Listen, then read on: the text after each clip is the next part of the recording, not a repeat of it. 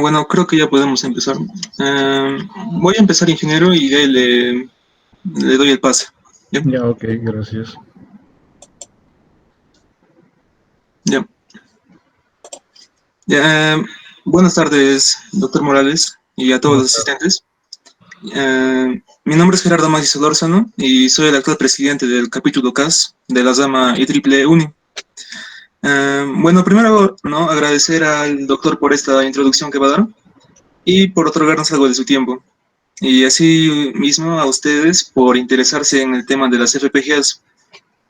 Ah, Bien, primero el doctor hará una charla de aproximadamente 2 horas, pero bueno, cada 30 minutos ustedes pueden hacer unas preguntas, ¿no? Y para ver si algo no entendieron, ¿no? Más o menos. Y luego mi compañero Nixon continuará explicando acerca del grupo, cómo será en adelante. Bien, esperamos que sea de su agrado. Adelante, doctor. Listo. Gracias, Gerardo. Buenas tardes a todos. Yo supongo que son estudiantes de la uni. Me dijeron que habían de mecatrónica y de electrónica. El mundo de los FPGAs es algo fascinante. Y vamos a ver, vamos a compartir un poco mis conocimientos y mi experiencia sobre el tema. Vamos a ver.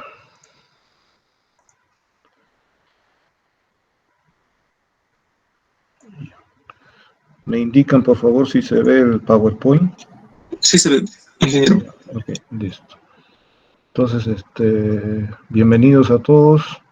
El día de hoy nos hemos reunido gracias a la invitación del IEEE CAS de la UNI para hacer una introducción a la lógica programable con FPGAs, ¿no? Sobre el tema de FPGAs hay mucho que hablar y vamos a ver, la presentación del día de hoy es un poquito larga, así que vamos a tratar de acelerar algunos temas básicos y sobre los temas de detalle sí nos vamos a meter a profundidad, ¿no? Esta es la agenda, una pequeña introducción a la lógica programable, donde vamos a ver los dispositivos antiguos, algunos de ellos que eran programables una sola vez, algunos que eran reprogramables, y después nos vamos a meter al tema de los FPGAs, y vamos a ver arquitectura de FPGAs, cómo es que se hace por dentro las cosas. Y básicamente vamos a ver después dispositivos de dos grandes fabricantes del mercado, como son Xilinx y Altera. Un poco vamos a comentar las herramientas asociadas a estos fabricantes y las aplicaciones en la industria de los FPGAs. Primero una breve presentación de quien les habla. He egresado de la FIE de Ingeniería Electrónica, soy ingeniero colegiado y habilitado, con una maestría en Ciencias en Ingeniería Electrónica de la UNI, también con un Master of Science en Electrical Engineering de State University of New York, en la ciudad de Buffalo, en los Estados Unidos, y con el grado de doctor en filosofía o PhD en Electrical and Computer Engineering de la Universidad de Florida, en los Estados Unidos. Actualmente mantengo la categoría de profesor principal de la FIE desde el 2012, ¿no? Pero yo ingresé a la docencia hace mucho tiempo. Empecé como jefe de prácticas y he ido subiendo a las diferentes categorías, ¿no? Actualmente profesor en el área de sistemas digitales con experiencia en el dictado de cursos de pregrado y posgrado. También cuento con experiencia profesional en la industria, básicamente en el grupo Telefónica, donde he realizado actividades de postventa y preventa, en lo que son equipos de cómputo y de comunicaciones. Actualmente soy investigador registrado en el RENACIT, del CONCITEC, y cuento con 5 papers, artículos científicos revisados por pares, en los cuales uno de ellos es un journal paper. Y mis áreas de interés, bueno, reconfiguración dinámica en FPGAs, arquitectura de computadoras y sistemas embebidos construidos alrededor de FPGAs. Cuando hablamos de la lógica programable, tenemos de tomar en cuenta que hay muchos dispositivos sobre los cuales podemos hablar. Algunos dispositivos como los que se muestran acá a la izquierda, son dispositivos programables simples como las PROMs, las PALs, PLA y GALs, y dispositivos más complejos como los CPLDs y los FPGAs, ¿no? El resto, que también son otros dispositivos, son dispositivos que ya son hechos a la medida, es decir, no se pueden reprogramar. O sea, se hacen una sola vez en el fabricante y ahí quedan, ¿no? Pero estos, el usuario tiene la oportunidad de programarlos. Los que están acá a la izquierda se programan una vez, a excepción de los GALs, y bueno, el resto sí se puede reprogramar. Y estos que están acá, el CPLS y los que están a la izquierda, están basados en una arquitectura y el FPGA está totalmente en otra arquitectura, y eso lo vamos a ver. Entonces los PROM son, como su nombre lo dice, Programmable Read-Only Memory, son elementos en los cuales se basan, para generar las funciones lógicas, en lo que se llama la suma de términos productos, ¿no? Utilizando el tema del álgebra de Boole, en la cual existen dos planos, el plano AND y el plano OR. El plano AND es completamente decodificado, digamos, si aquí tenemos 3 entradas, vamos a generar los 8 términos productos o los 8 mini términos, y el plano OR es el que se programa, es decir, los fusibles son los que se queman, de tal manera que ya no habría una conexión física de un hilo con la entrada a esta puerta OR. Luego tenemos los PLAs, que tienen los dos planos programables, es decir, el plano AND y el plano OR son programables, ¿no? Esto ofrece una ventaja, ¿no? Que el usuario puede escoger los términos productos, ¿no? Y también la suma de los términos productos, pero aquí no se codifica completamente todas las entradas, es decir, aquí no habrían 8 ANDs si no hay menos, ¿no? Y bueno, aquí es un poco más versátil porque tenemos los dos planos, pero siempre se basa en la lógica de suma de términos productos, ¿no? Y luego aparecen los PALs. Los PALs tienen el plano AND programable, pero el plano OR está fijo, es decir, ya está construido, está alambrado, ¿no? Y también se basa en el tema de la suma de términos productos, pero el plano, digamos, AND no decodifica todos los productos, ¿no? Y bueno, todos estos elementos que hemos hablado, inicialmente sintetizaban funciones lógicas combinacionales, es decir, no había nada, digamos, en el sentido de construir máquinas de estado con elementos secuenciales como flip-flops, y luego se incluyeron esto como parte de la arquitectura PAL, ¿no? Y aquí tenemos justo a la salida del OR, digamos, ya se le adiciona un flip-flop, y se selecciona entre uno de los dos, si no salida combinacional o si no registrada, ¿no? Con posibilidad de realimentación en el plano AND, ¿no? Y aquí tenemos unos ejemplos, ¿no? Tenemos un ejemplo clásico de PAL.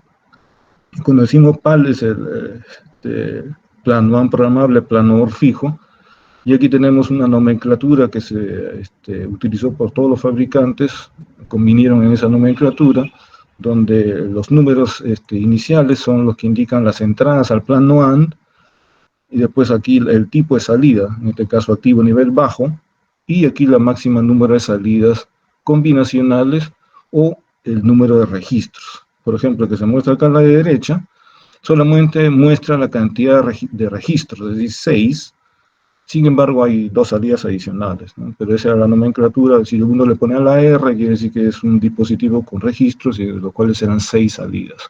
Igual son 16 entradas al plano AND, entre entradas primarias y las realimentaciones, ¿no? Ahí se contaban las 16 entradas, ¿no? Y esto, bueno, está extraído de un libro. Pero estos dispositivos tenían un problema, tanto el PAL, el PROM y el PLA, que eso se programaba una sola vez, es decir, se quemaba bien el plano AND o se fundían los fusibles en el plano OR o en cualquiera de los dos planos, pero si uno se equivocaba a la hora de quemar el mapa de fusibles, era irreversible. Entonces, no se podía reutilizar estos dispositivos una vez programados. Entonces, en el tiempo, y estamos hablando de la década de los 80s, inicio de los 90s, desde hace mucho tiempo atrás, aparece otra forma de hacer los dispositivos que sean reprogramables. Y aparece lo que se llama el GAL, ¿no? Son dispositivos basados en transistores de puerta flotante, es decir, son eléctricamente borrables, de tal manera que si uno se equivoca en el mapa de fusibles, uno puede volver a programar, no hay problema. Evidentemente esto no es para que hagamos 1 millón de escrituras, ¿no? Pero aumentaba la vida útil del dispositivo, ¿no? Y aquí aparece un nuevo término que se llama Output Logic Macro Cell. el famoso OLMC, en la cual uno podía configurar a partir del plano OR las diferentes formas de salida. Si uno quería salida combinacional o negada, con salida tri-state, o salida registrada, o la salida registrada negada, y bueno, la reglamentación que otra vez se iba al plano AND, ¿no? Y también la entrada, perdón, el pin podía ser de entrada o de salida, o tri-state, qué sé yo. Uno podía configurar la celda de salida, ¿no? Y aquí hay algunos ejemplos de este fabricante muy conocido. Y estos dispositivos venían en diferentes encapsulados, ¿no? El tradicional de los años 80 era el DIP, aparece después el PLCC y después el de montaje superficial. Pero estos dispositivos, tanto el PAL, el GAL y el PLA, ¿no?, se tenían que programar fuera de la tarjeta de circuito impreso. Es decir, si uno no tenía un socket apropiado para estos dispositivos, y uno tenía que soldar el dispositivo a la tarjeta, era imposible programarlos, ¿no? Si uno, el GAL sobre todo, si uno quería reprogramarlo, tenía que soldarlo a la tarjeta. Entonces, para evitar ese problema, uno ponía un socket en la tarjeta de circuito impreso, ponía el dispositivo, y si uno quería reprogramar el GAL, porque estos no eran reprogramables, uno lo podía en un dispositivo de programación externo, y este dispositivo se conectaba a una PC a través de un cable especial. Y en función del tipo de encapsulado del chip, también uno tenía que poner diferentes sockets acá en la unidad de programación. Y bueno, eso es lo que se podía hacer. Esto estamos hablando hace más de 30 años atrás, ¿no? Más. Pero esto también evolucionó, ¿no? Pero no con estos dispositivos, sino aparecieron unos nuevos, que son los CPLDs. Los CPLDs también se basan en la arquitectura PAL, es decir, plano ARM programable, plano OR fijo, pero dentro del mismo encapsulado del chip uno tenía varios PALs. Es decir, aquí podía haber una especie de 22B10, otro 22B10, otro 22B10, otro 22B10, y todos se interconectaban a través de un bus ancho de varias líneas, ¿no? Y uno tenía mucho más lógica interna dentro del dispositivo. Pero cuando aparecieron estos dispositivos, inicialmente también se programaban con estos programadores externos. Pero luego apareció una técnica que se utilizaba en la cual el dispositivo no necesariamente tenía que estar en un socket, sino podía estar soldado en la tarjeta, pero debía proveerse un conector acá que se conectara a la computadora, y ese conector se correspondía con unos pines del chip. Y se utilizaba lo que se llamaba el puerto JTAG, ¿no? El puerto de que uno permite bajar el archivo de configuración al dispositivo. Y bueno, esto viene de un estándar del IEEE, que es el estándar 1149.1, y uno bajaba el archivo de configuración hacia el dispositivo. La ventaja de todos estos dispositivos, es decir, el PROM, el PAL, el PLA, el GAL y el CPLD, era que cuando uno programaba el dispositivo, tenía ahí la configuración de los bits, y si uno apagaba la fuente de la tarjeta y volvía a encender la tarjeta, la información estaba ahí, no se perdía. Esa era una programación no volátil, esa era una ventaja. Con la ventaja de que los CPLD sí se podían reprogramar, ¿no? Se podían reprogramar, los antiguos, claro, a través de un programador especial, y los más nuevos a través de un cablecito, ¿no? Entonces, eran reprogramables. Y estos habían de diferentes tamaños, ¿no? Y los fabricantes ofertaban la forma de cómo conectar varios de estos PALs, ¿no?, por dentro. Cada quien hacía su forma de interconectar los PALs. Pero, coincidentemente, cuando aparecieron estos CPLDs, en la década de los 80, apareció un fabricante, Xilinx, que vio otra forma de hacer las síntesis de funciones lógicas, ¿no? Las síntesis de funciones lógicas tradicionales que se hacían con estos dispositivos, PAL, GAL, PLA, PROM, CPLD, era suma de términos productos. Y lo que hizo Xilinx, hizo otra forma de resolver el problema, ¿no? Y lo que quiso asemejar la construcción de estos FPGAs era que hubiera una especie de mar de compuertas, como si fuera una especie de ASIC. Pero ASIC estamos hablando de dispositivo de circuito integrado de aplicación específica, ¿no? Que en el tema de VLSI, pues solamente se hace una sola vez y se manda al mercado, ¿no? Entonces lo que quisieron hacer estos inventores del FPGA es que quisieron hacer una especie de ASIC reprogramable. Y, digamos, con casi la misma idea de, digamos, un ASIC, pero en el cual el elemento básico, que llamaban bloque lógico, no implementaba las funciones lógicas como una suma de términos producto, sino lo implementaba a través de una tabla. Ustedes saben que cualquier función lógica se puede expresar en una tabla, y esa tabla pues, se puede hacer con multiplexores. Entonces, esa fue la técnica que utilizó Xilinx para sintetizar funciones lógicas, que lo diferencia de los otros dispositivos, ¿no? Es decir, implementar las funciones lógicas con una tabla de verdad, y esa tabla de verdad, bueno, se construye con los famosos lookup tables, o LUTs, ¿no? Y ayer, buscando un poquito, navegando, encontré un enlace muy interesante, de aquí de SemiWiki, en la cual hacen la ingeniería reversa para ver cómo es que construyeron el primer FPGA y cómo estaba la lógica por dentro. Es decir, tuvieron que analizar realmente a base de la información técnica del fabricante y algunas muestras de los chips, cómo es que se hacían las cosas en la década de los 80, porque este chip apareció en el año 1985, es decir, hace muchísimo tiempo. Y aquí se muestra una foto del primer FPGA, ¿no? El 2064, que tenía 64 celdas, ¿no? 64, o sea, un arreglo bidimensional, 8x8, o sea, hoy en día eso es nada, ¿no? Y aquí tenemos otro encapsulado, ¿no? PLCC. Entonces, el fabricante Xilinx lo que veía era la forma de hacer la síntesis de la función lógica con tablas de búsqueda.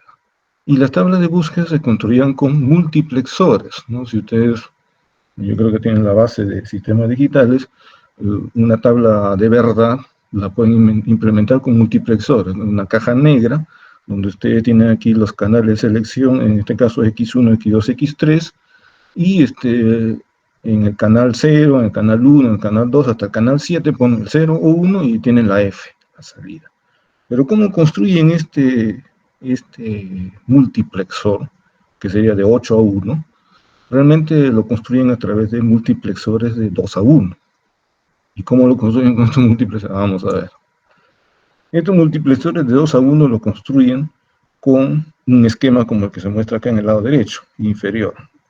Es decir, hacen un inversor CMOS, ¿no? Con un transistor P y un canal N, y luego utilizan este esquema de transistor de paso, es decir, en función de cómo está la configuración de este transistor P o N, fluye la información de un lado para el otro.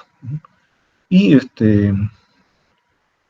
las celdas que alimentan estas entradas de estos multiplexores de 2 a 1 se construyen con celdas muy parecidas a una celda RAM estática en silicio, es decir, se hace un bistable RS y se construye, ¿no? Y aquí justo hay una fotito de justo ese enlace que les he mencionado. Ustedes van a encontrar esta foto.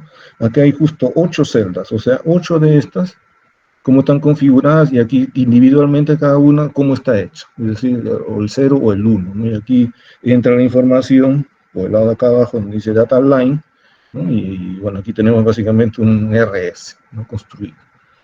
Y los multiplexores de 2 a 1 son estos que están acá, ¿no? Entonces hay una escalera en multiplexores, y así nosotros construimos un LUT, en este caso, un LUT de 3 entradas, ¿no? Es decir, sintetizamos una función lógica de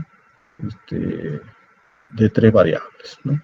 Ahora, no es el único, digamos, forma de resolver funciones, porque hay funciones más complejas que pueden requerir 4 variables, 5 o 6 variables, ¿no?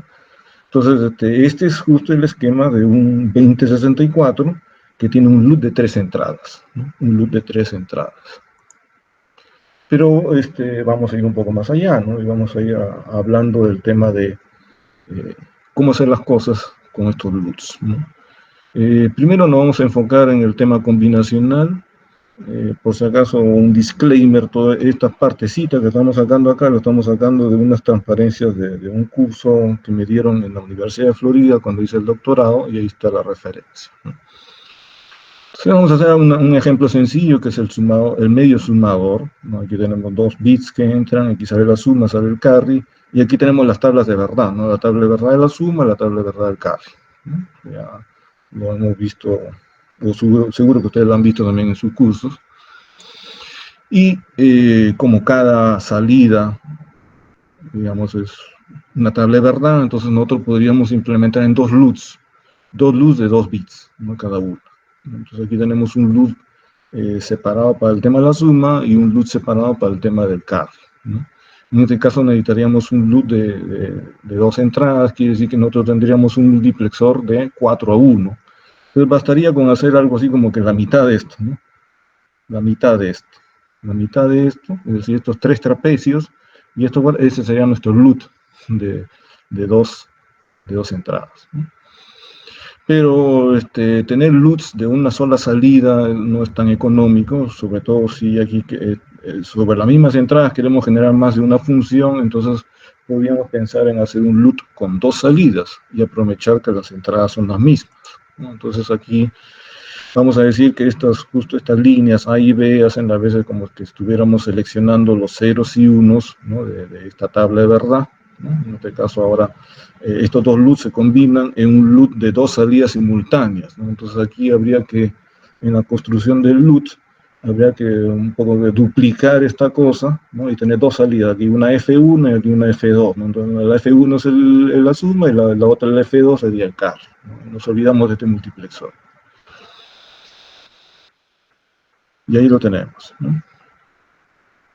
Un ejemplo un poco más complejo, digamos, un sumado completo. El sumado completo ahí sí tiene 3 líneas, más bien ahora. Entonces, 3 líneas, y también tenemos 2 líneas de salida, o 2 bits de salida, la suma y el carry. Entonces, ahora tendríamos que necesitar una tabla de verdad de 3 entradas, es decir, 8 posibles combinaciones con 2 salidas. Entonces, más o menos construimos lo mismo que el caso anterior, pero ahora sí necesitaríamos 2 de estos, ¿no? Es decir, un loop de 3 entradas para la suma, un loop de 3 entradas para el carry, ¿no? Y bueno, combinar justo las mismas entradas a los 2 loops, ¿no? Una cosa así. Y aquí lo tenemos, ¿no? Bueno, de manera esquemática, así sencilla, ¿no? Pero, ¿qué es lo que hay detrás del tema del LUT, ¿no? El tema del LUT, ustedes ya saben, ya lo hemos dicho, hay un multiplexor por acá, ¿no? Un multiplexor que es el que sintetiza la función lógica, y acá hay una serie de ceros y unos que son los que alimentan al multiplexor, y aquí tenemos las entradas de selección, estas variables. Digamos que si este es un multiplexor de 8 a 1, entonces aquí habrían 3 entradas, ¿no? Pero estas entradas a los canales de multiplexor se construyen, como hemos dicho nosotros, con los famosos biestables RS implementados con transistores MOS.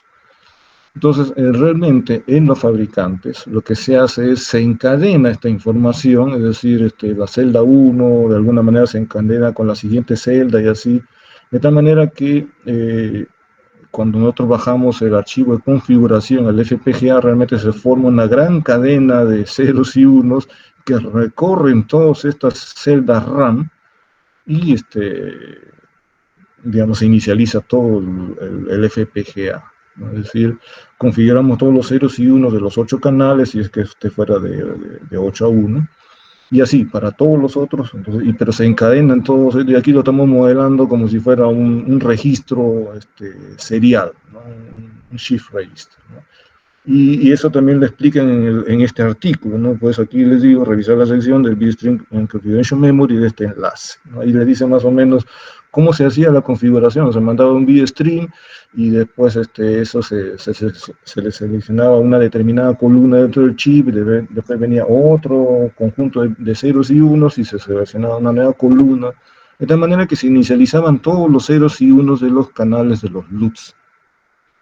Ahora no hay mucho detalle de cómo se hace, pero el fundamento debe ser el mismo, ¿no? Y se forma una gran cadena de un shift register para realmente alimentar a todos los LUTs. Entonces aquí vamos a hacer un ejemplo un poquito más un poquito más real de cómo son las cosas realmente, las cosas complejas que trae el FPGA. Pero vamos a hacerlo algo, digamos, no comercial, vamos a decir que esta es la celda lógica tiene en el LUT, y ahora le decimos dos formas, ¿no? El LUT puede ser combinacional puro o puede salir a través de un registro. Entonces aquí va a haber un bit que me va a seleccionar a través de este multiprocesor de 2 a 1, que ya sabemos cómo lo podemos construir, seleccionar un canal o el otro, ¿no? Pero esta celda lógica no está solita, esta celda lógica se puede conectar con otras, ¿no? A través de sus salidas, como acá tenemos una salida, y esta salida, así como se muestra acá en este cuadrado de líneas punteadas, quiere decir que esta salida puede llegar a 4 posibles hilos, ¿no? 4 filas. Entonces aquí se muestra 4 buffers tri-state, y una salida puede ir a uno de ellos, ¿no? O podría ir a más, ¿no? Puede ser una opción, pero digamos que lo mínimo sería seleccionar uno de los 4 hilos que se muestra acá, ¿no? Como ejemplo. Y las señales de entrada, ¿no? Acá hay una, acá hay dos y acá hay tres. Entonces aquí entra una arriba, una a la izquierda, el otro a la derecha, y esas pueden venir también de diferentes caminos, ¿no? Entonces aquí va a haber, podría venir de aquí y se mete, o de esta línea, o de esta línea. Entonces aquí también tenemos un multiplexor, ¿no? Y digamos, por el que viene la izquierda, realmente viene de aquí, ¿no? Este elemento se repite acá a la izquierda, entonces también puede venir, en este caso, utilizando un multiplexor de 4-1, seleccionamos. ¿Y de dónde viene arriba? Viene de un multiplexor similar a este, ¿no? Y también donde uno de los 4 posibles caminos es el que entra a la entrada del LUT, ¿no? Entonces, estas selecciones de posibles caminos y entradas de los caminos de los multiplexores, todo eso está controlado por celdas RAM, realmente. E inclusive también esto que vamos a ver después a posteriori, que son los ruteos de las señales, ¿no? Porque yo podría ir una señal de izquierda a derecha, o podría ser de izquierda y sube hacia arriba, o va hacia abajo, o puede bifurcarse, ¿no? Tanto va arriba y a la derecha, etc., ¿no? Entonces también esto se construye, ahí está más o menos el dibujito, con buffers, ¿no? Y se hace con transistores MOS el tema de los bits de control. Entonces vamos a hacer nuestro ejemplo un poco más complejo, ya no solamente el sumador completo a nivel de un bit, sino de varios bits. Entonces cada una de estas celdas, ya la vimos nosotros, hace esto, ¿no? Entran ahora 3 bits, ¿no? A, B y el carry in de entrada, generamos la suma y el carry out, y nosotros encadenamos el carry, ¿no? Haciendo la famosa cadena de carry o el carry chain para generar el carry de salida total. Y vamos a decir que aquí tenemos 4 bits de entrada, y aquí, bueno, salen los 4 bits de salida de la suma y el carry total. Y cada función de suma completa es la misma, ¿no? Porque es la misma tabla de verdad en todas es la misma tabla de verdad, ¿no? Entonces aquí asumimos, por ejemplo, que el carry de entrada es 0, ¿no? Puede ser 1, puede ser 0. Y aquí tenemos las dos tablas de verdad. Entonces cada tabla de verdad es un LUT, ¿no? Entonces aquí tenemos el LUT del carry out, que sería esta columna, ¿no? Esta tabla de verdad, ahí están las entradas. Y la suma, aquí tenemos el otro LUT.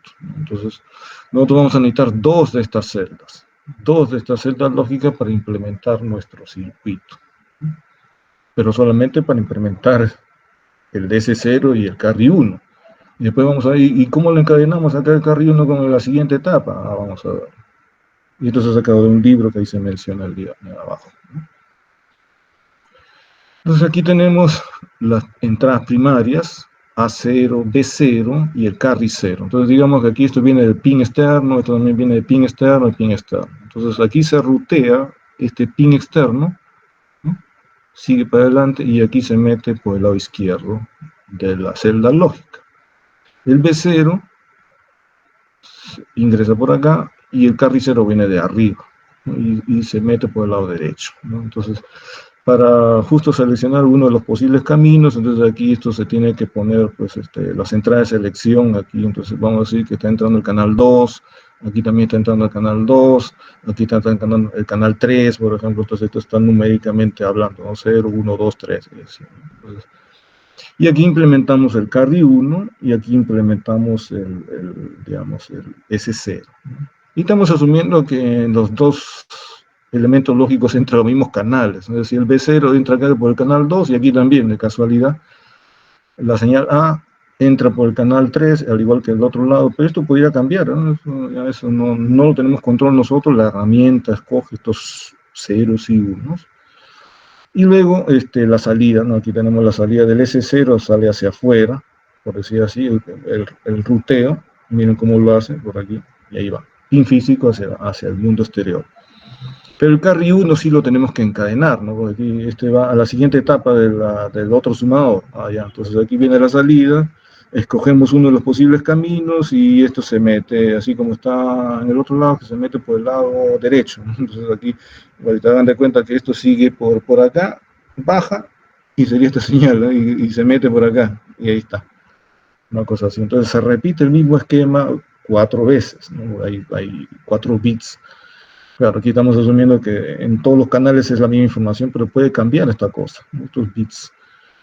Y también el tema del enrutamiento de las señales, ¿no? Aquí cada selección de cómo va un hilo, digamos, aquí baja, va en diagonal y después baja hacia la entrada, todo esto está controlado por celdas RAM. Todo estos multiplexores, estos ceros y unos, todo está controlado por celdas RAM. Entonces, el FPGA a la larga es una gran RAM, ¿no? Y esa RAM es conocida como el Configuration Memory.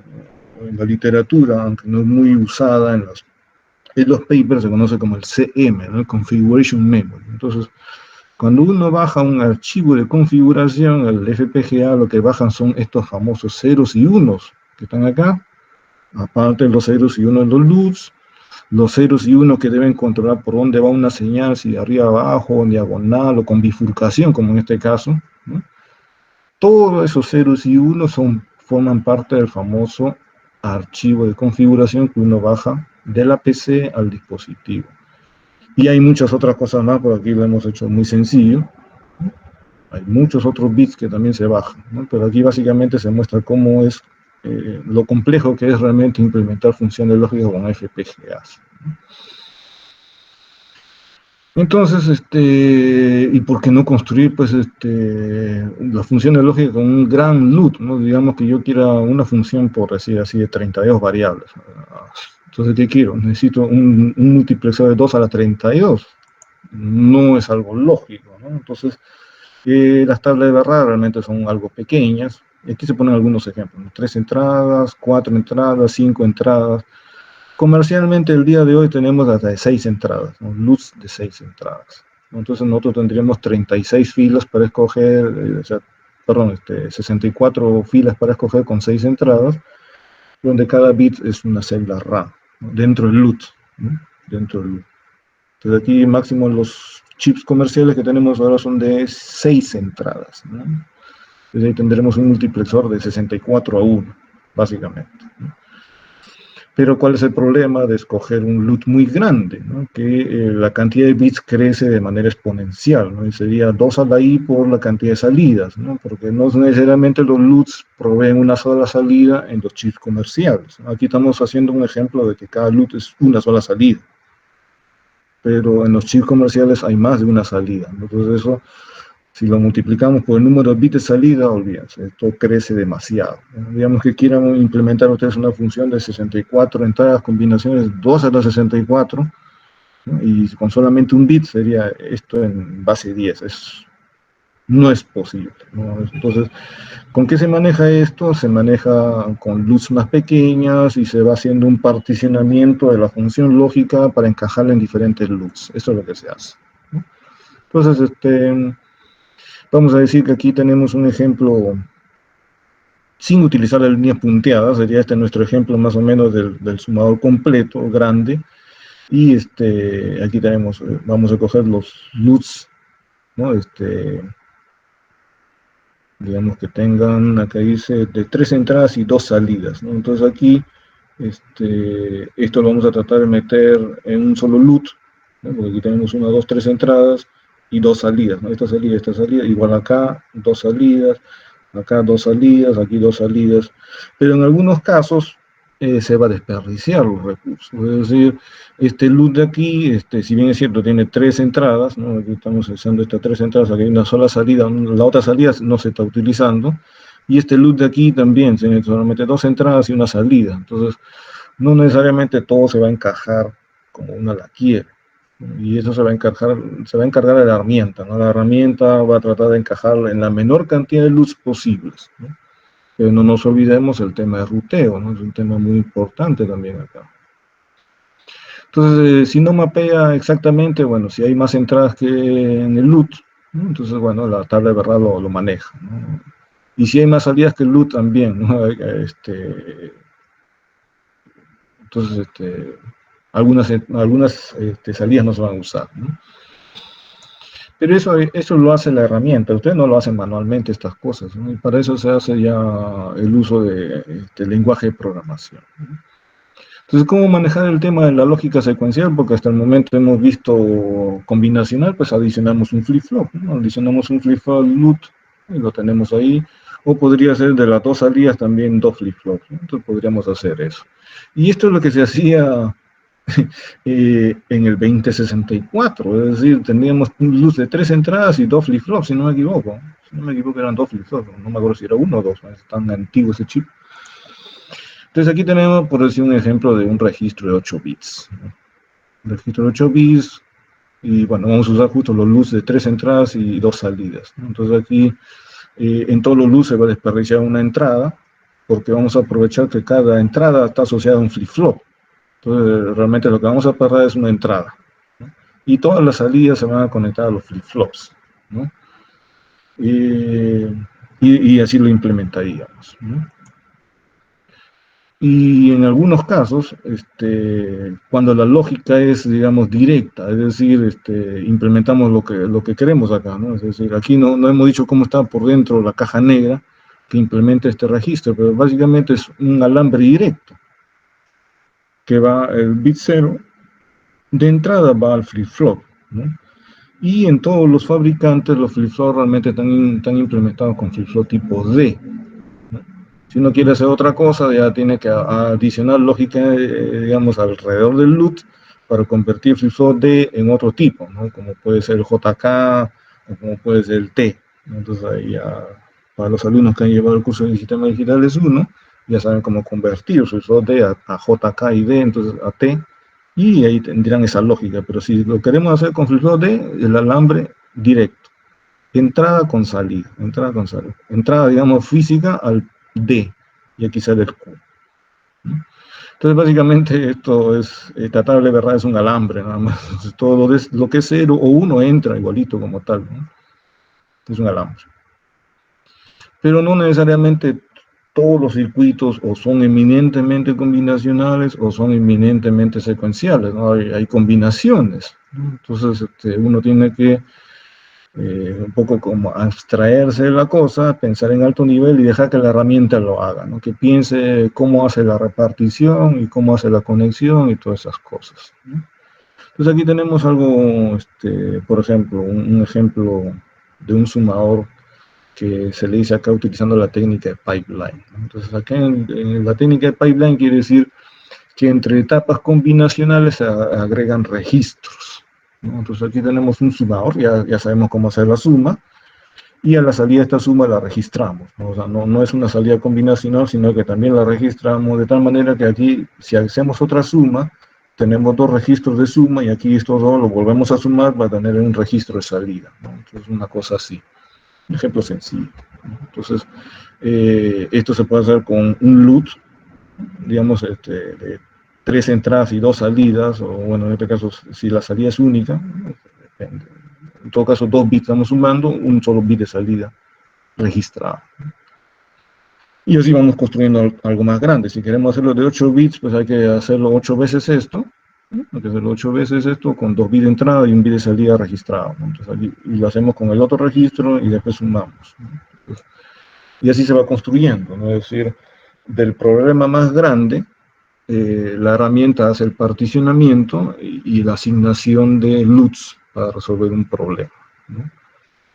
Pero no siempre las salidas o son combinacionales puras o son secuenciales puras, entonces necesitamos seleccionar uno u otro, porque no tiene sentido que todo sea siempre combinacional o que todo sea secuencial. Entonces, hacemos que el bloque sea configurable. De ahí viene justo el término Configurable Logic Blocks, que es un término que acuñó el fabricante Xilinx cuando inventó el FPGA, porque realmente es una patente. En los años 80, cuando se creó el primer dispositivo, se creó una patente y puso el nombre propio, inclusive le puso CLB y también le puso el nombre FPGA, que nadie lo podía utilizar, ¿no? Hasta esos tiempos. Entonces aquí se escoge a través de un multiplexor, o bien la salida combinacional del LUT o bien el flip-flop. Pero actualmente no es así tan cierto. A veces el multiplexor va adelante, o si no tenemos salidas dedicadas del flip-flop y salidas dedicadas del, digamos, combinacional, ¿no?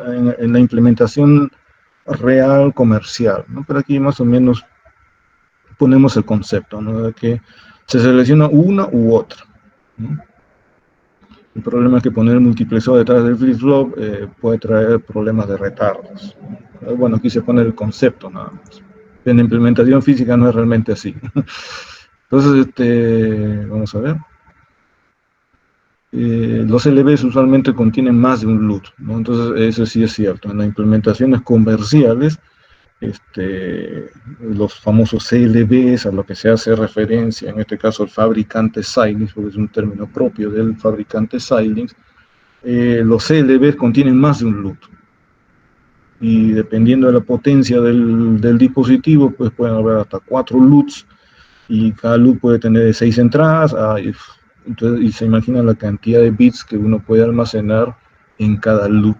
Aquí tenemos un ejemplo sencillo con 3 entradas y 4 salidas, ¿no?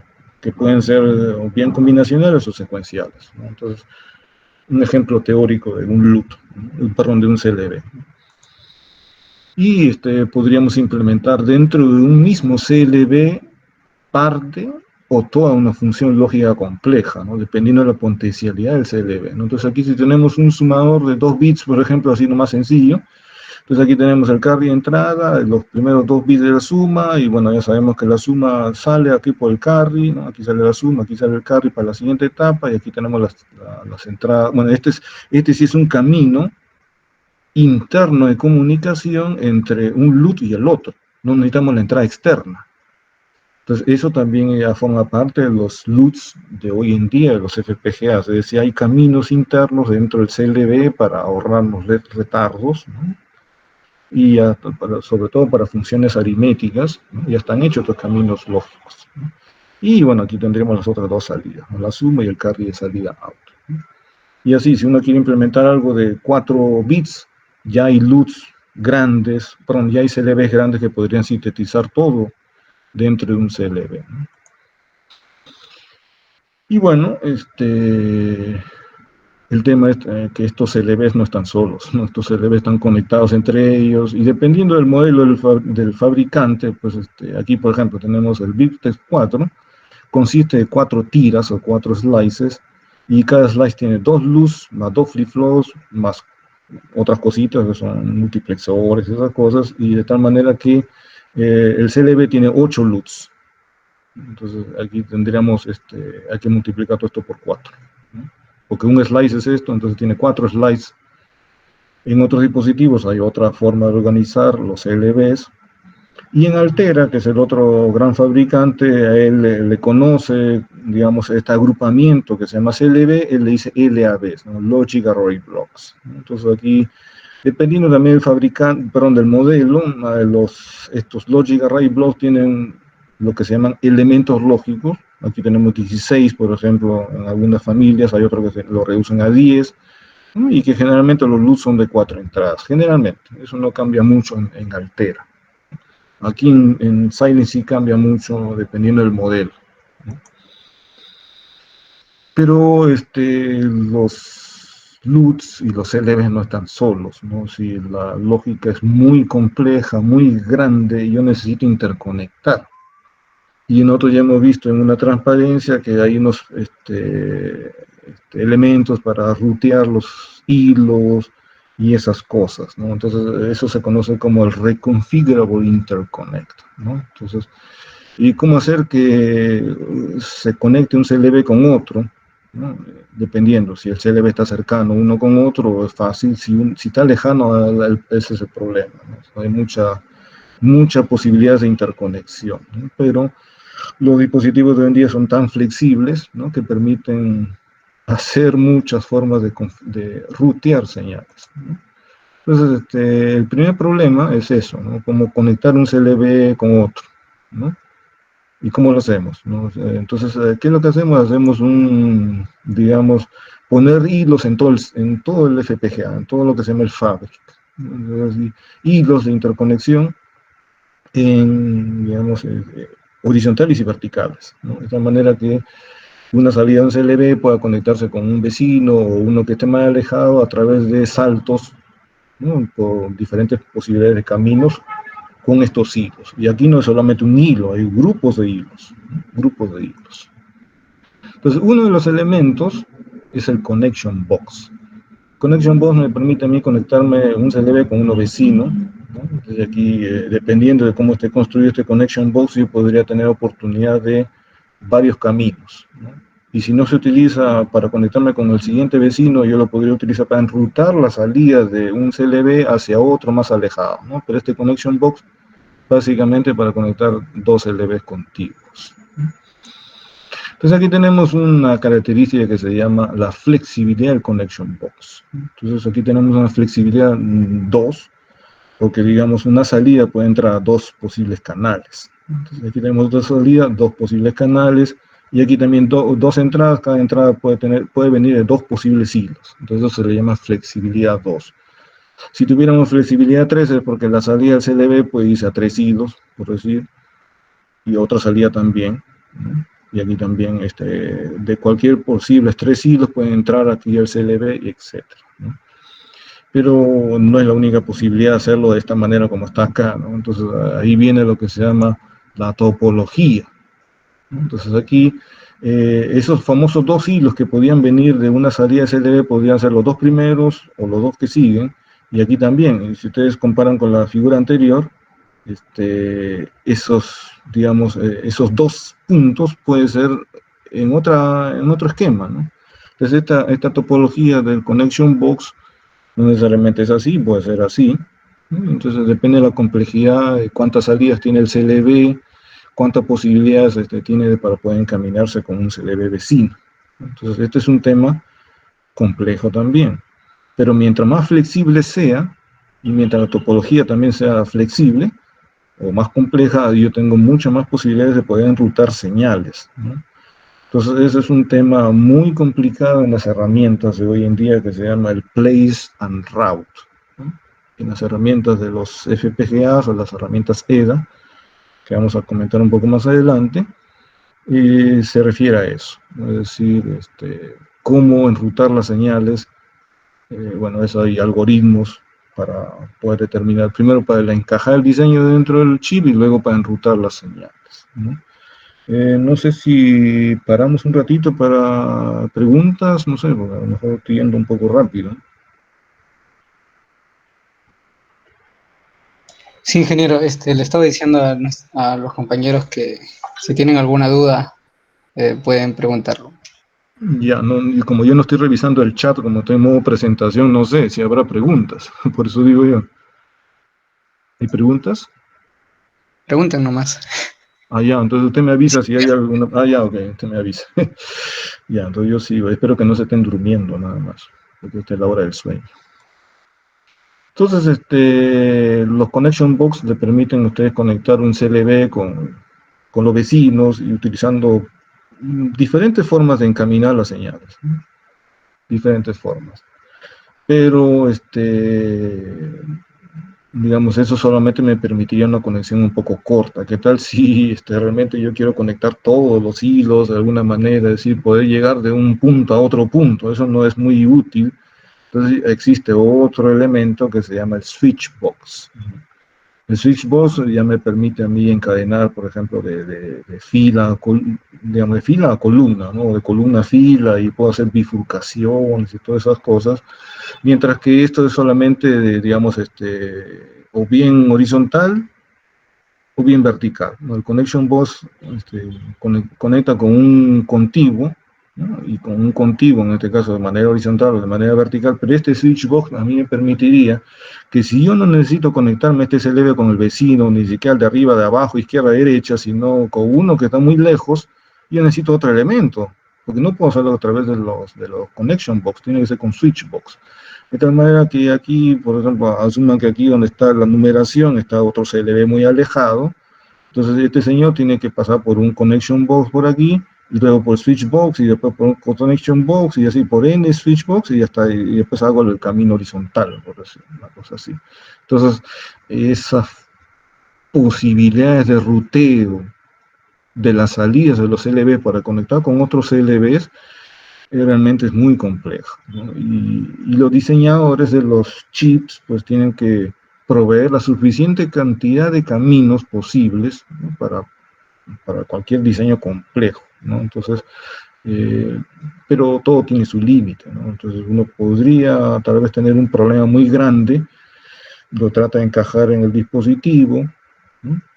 Puede ser que sí tenga la cantidad de CLVs el dispositivo, pero es tan complejo que necesita mucho encaminamiento, ¿no? Entonces, y la herramienta puede quejarse, dice, señor, lamentablemente, después de una hora, por así estar batallando, la herramienta le puede decir, señor, lamentablemente se me han acabado todas las rutas y no encaja el diseño.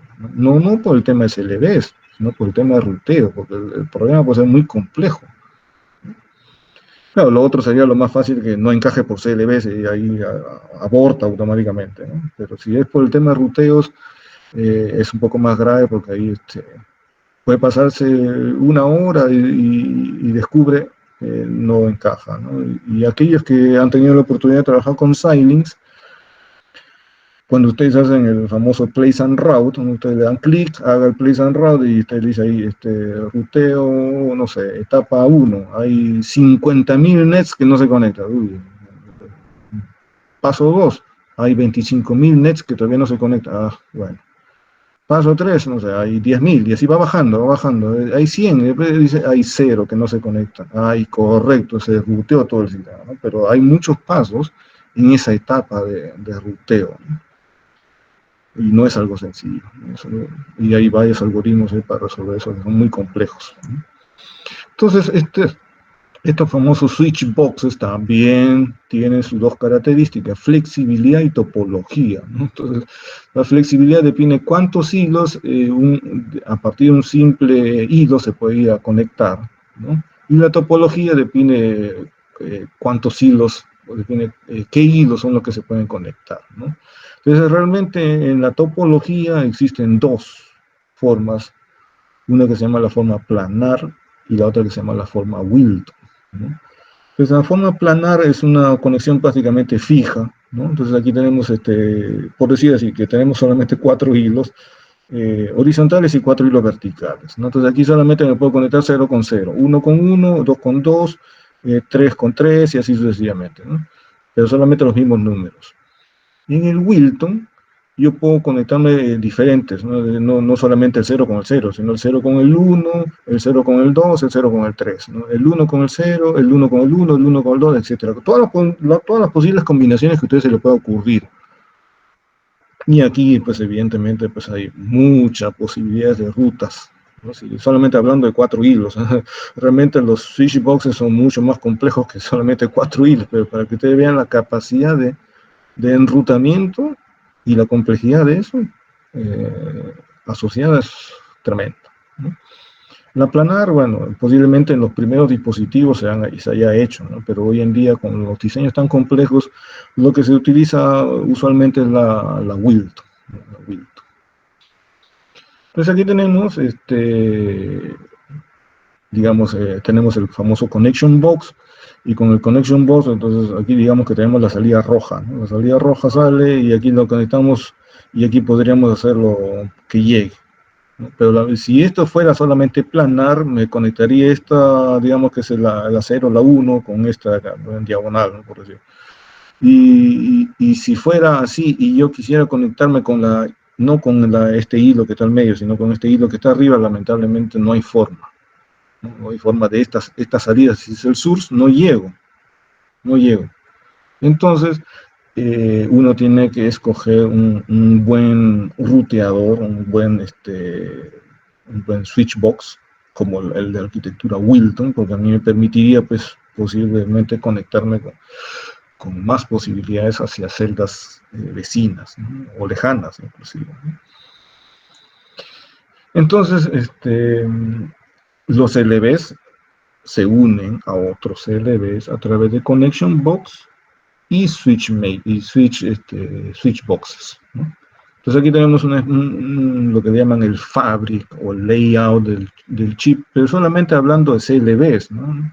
Es decir, aquí tenemos un mar de CLVs, bueno, aquí tenemos 4x3, ¿no? 4x3.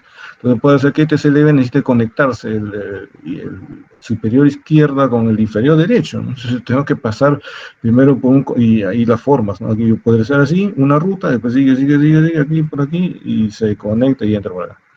Pero también podría haber hecho por aquí, y bajo, por aquí, y entro, ¿no? Es decir, las posibilidades son enormes, ¿no? Yo podría ir por aquí, y llego. Es decir, la cantidad de posibilidades de conectar una celda con otra celda crecen abismalmente con la topología del connection box y de los switch boxes, ¿no? Entonces, así de complejo hoy en día son estos dispositivos, ¿no? Entonces, cuando esto empezó hace más, ¿cuánto sería? 15, 35 años atrás, 37 sería, en el año 1985, con el primer FPGA, no pensaban los problemas que íbamos a tener después de tanto tiempo, ¿no? Pero fue el primer aporte que hicieron en el año 1985, ¿no? Ahora, conforme también creció la demanda y la complejidad de proyectos y todas esas cosas, venía otro problema, ¿no? Entonces, ¿dónde puedo yo construir una tabla de verdad más grande si no lo puedo hacer con los famosos LUTs? Entonces, bueno, vamos a hacer un primer enfoque, ¿no? Así que hagamos que todos los LVs lo hagamos hacer funcionar como memoria, ¿no? Es decir, lo que se conoce como el famoso LUT RAM o RAM distribuida, ¿no? Entonces, vamos a decir, queremos un ejemplo de crear un megabyte de memoria, ¿no? Y vamos a decir que cada CLV tiene 3 entradas y 2 salidas de LUTs. Entonces, como tenemos 3 entradas, realmente tenemos 8 bits de RAM, por decir así, en el LUT. Entonces dividiríamos pues el 8 megabits, que sería un megabyte, entre 2 bits por CLV, nos sale 4 millones de CLVs. Eso realmente es mucha área de silicio, mucha área de silicio. Entonces, así no se hace. Así no se hace porque necesitaríamos muchos CLVs, ¿no? Muchos CLVs. Entonces, ya esto fue un problema que también ha sido resuelto, ¿no? El primer FPGA no tenía otro tipo de almacenamiento que solamente los bloques lógicos. Conforme fue incrementándose, digamos, avanzando la tecnología y también decrementándose los nanómetros, se podía insertar otro tipo de almacenamiento dentro de la memoria, ¿no?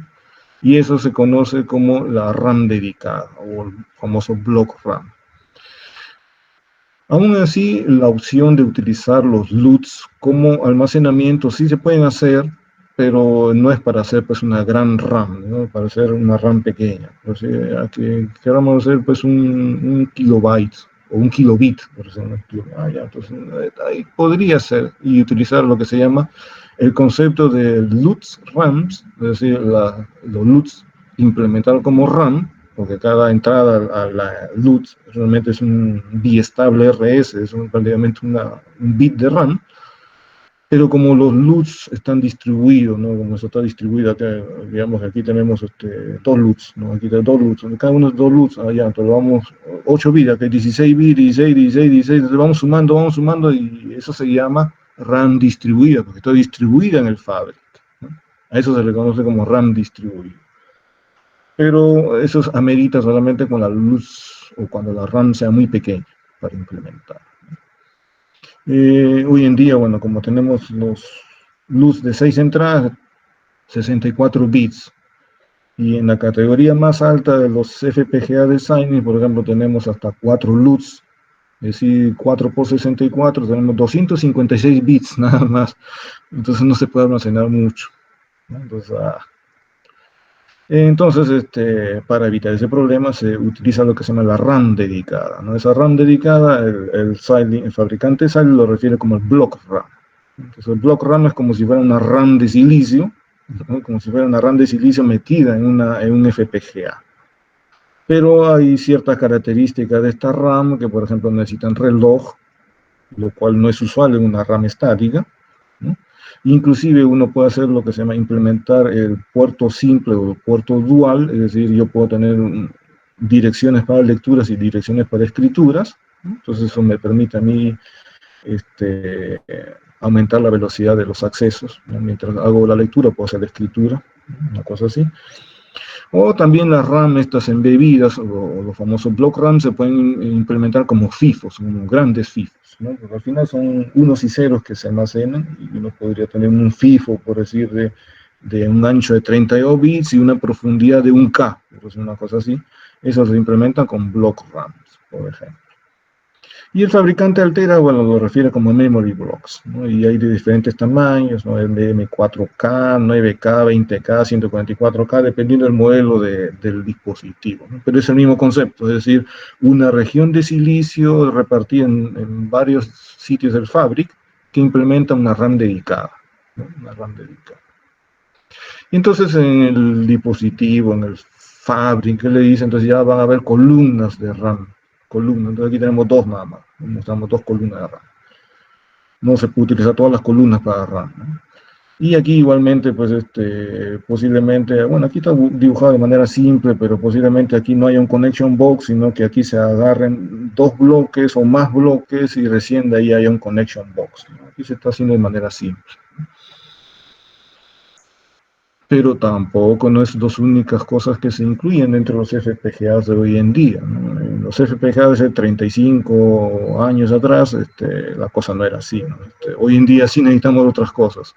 Y esos bloques son los famosos DSPs. Los bloques DSPs son los bloques que permiten hacer funciones matemáticas, inclusive en punto flotante, ¿no?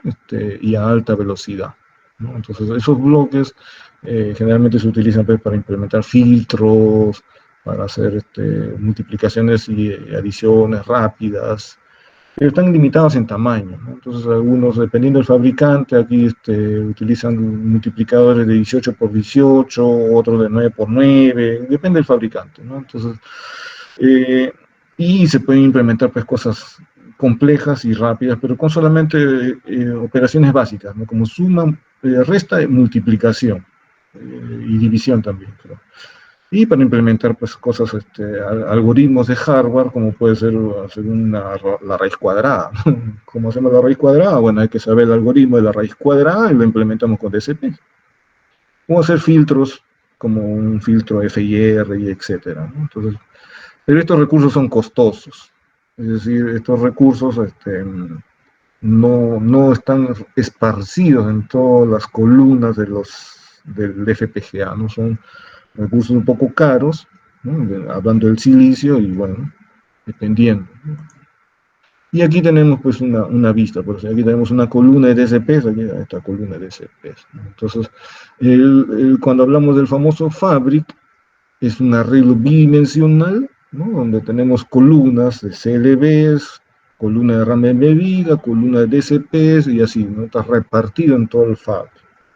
Entonces, lo que se muestra aquí al lado derecho superior es una vista de planta, o lo que se conoce como el floor plan, de un dispositivo de la gama alta, Virtex 5, el modelo LX110 de Xilinx. Entonces aquí se muestra, digamos, todo lo que es en fondo azul, básicamente aquí, como esta figura está comprimida, no se ve, hay celdas aquí metidas, ¿no? Todo lo que está en fondo azul son las CLBs, es un gran mar de CLBs. La columna celeste que ustedes ven aquí, esta columna, es una columna de DSPs nada más, una sola columna de DSPs, no existe más en este modelo, una sola columna, por eso es un recurso escaso. Las columnas rosadas que se ven acá, hay como 4 columnas rosadas, son columnas de RAM embebida. Estas columnas aquí. Y estas divisiones, bueno, aquí también hay otros elementos que no hemos hablado, que son los elementos, los bloques de I/O. Es decir, lo que me permiten a mí conectarnos con el mundo exterior. Los bloques de I/O que aquí están en el extremo izquierdo, y aquí está casi en el extremo derecho, ¿no? Hay algunos módulos ahí. Y al medio, bueno, también hay unos recursos aquí de I/O y también hay otros para el tema de distribución de las señales de reloj. Entonces, aquí hay unos rectángulos celestes, ustedes ven aquí, ¿no? Estos rectángulos celestes, ¿no? Esto es porque aquí se hace una división de todo el fabric en lo que se conoce como regiones de reloj. Entonces aquí este modelo estaba dividido en 8 filas, ¿no? 1, 2, 3, 4, 5, 6, 7, 8 filas. Y realmente por la mitad del dispositivo se hacía una división a nivel de dos columnas. Entonces aquí tenemos una región de reloj, aquí tenemos otra región de reloj. Entonces, y numéricamente esto se le conocía pues como la región X0, Y0, aquí la región X0, X1, Y0 y así sucesivamente, numerado. De tal manera que cuando se hacía la bajada del famoso bitstream al dispositivo, bueno, ya por cuestiones del fabricante, se empezaba por la mitad. Es decir, aquí esta es la primera columna que se configuraba, que era justo la I/O. Y el bitstream hacía el famoso el shift register y barría, ¿no? Así, barría. Terminaba hasta la parte superior y después empezaba con la parte mitad para abajo hasta terminar. Entonces ahí yo configuraba todo el dispositivo, ¿no? Configuraba todos los LUTs, todos los connection box, todos los switch boxes, todos los RAM embebidos, todo. Claro, no necesariamente todo el dispositivo se usaba, ¿no? Entonces, hay las partes que no se utilizaban, pues se ponían con ceros, ¿no? Sencillamente. Pero se tenía que dampear todo el bitstream, ¿no? Entonces, el tiempo de configuración, utilizando el famoso interfaz de JTAG, que trabajaba a 66 MHz, pues demora, dependiendo del tamaño del chip, demora. Si tiene más regiones de reloj, más filas, más demora, ¿no? Entonces, y también depende de la cantidad de bits por columna, ¿no? Entonces también es otro tema, ¿no? Que ya no alcanza el tiempo para conversarlo, ¿no? No sé si haya dudas aquí, a esta altura.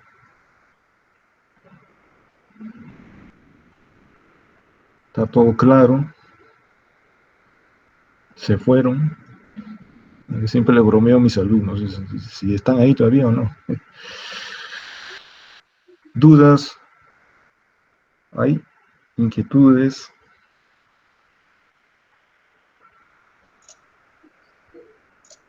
A ver, Rodrigo dice, A en el ver. tema de DSP se podría procesar imágenes.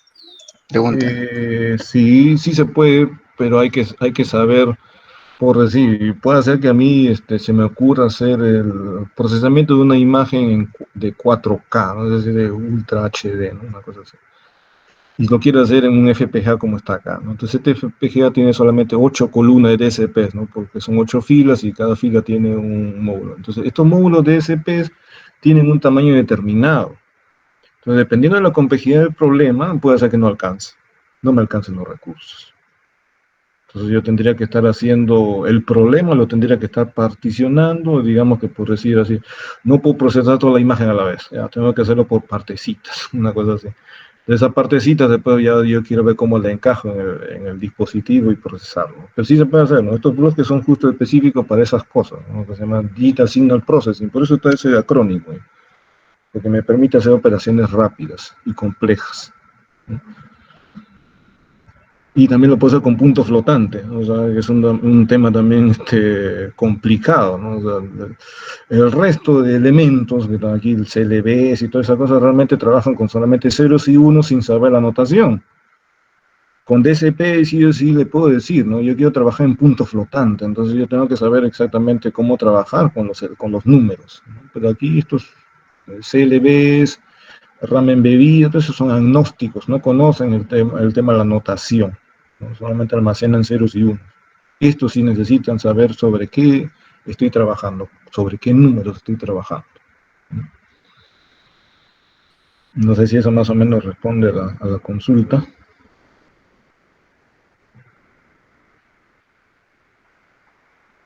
Si hay alguna consulta adicional.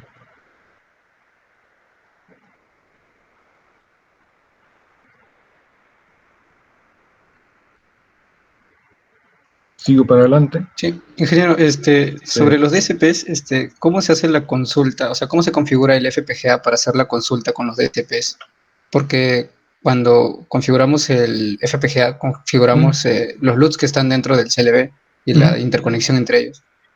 Pero el bloque DSP, ¿cómo ¿Cómo se haríamos para...? utiliza? O sea, Ajá. ¿cómo sé ya en qué momento se utiliza?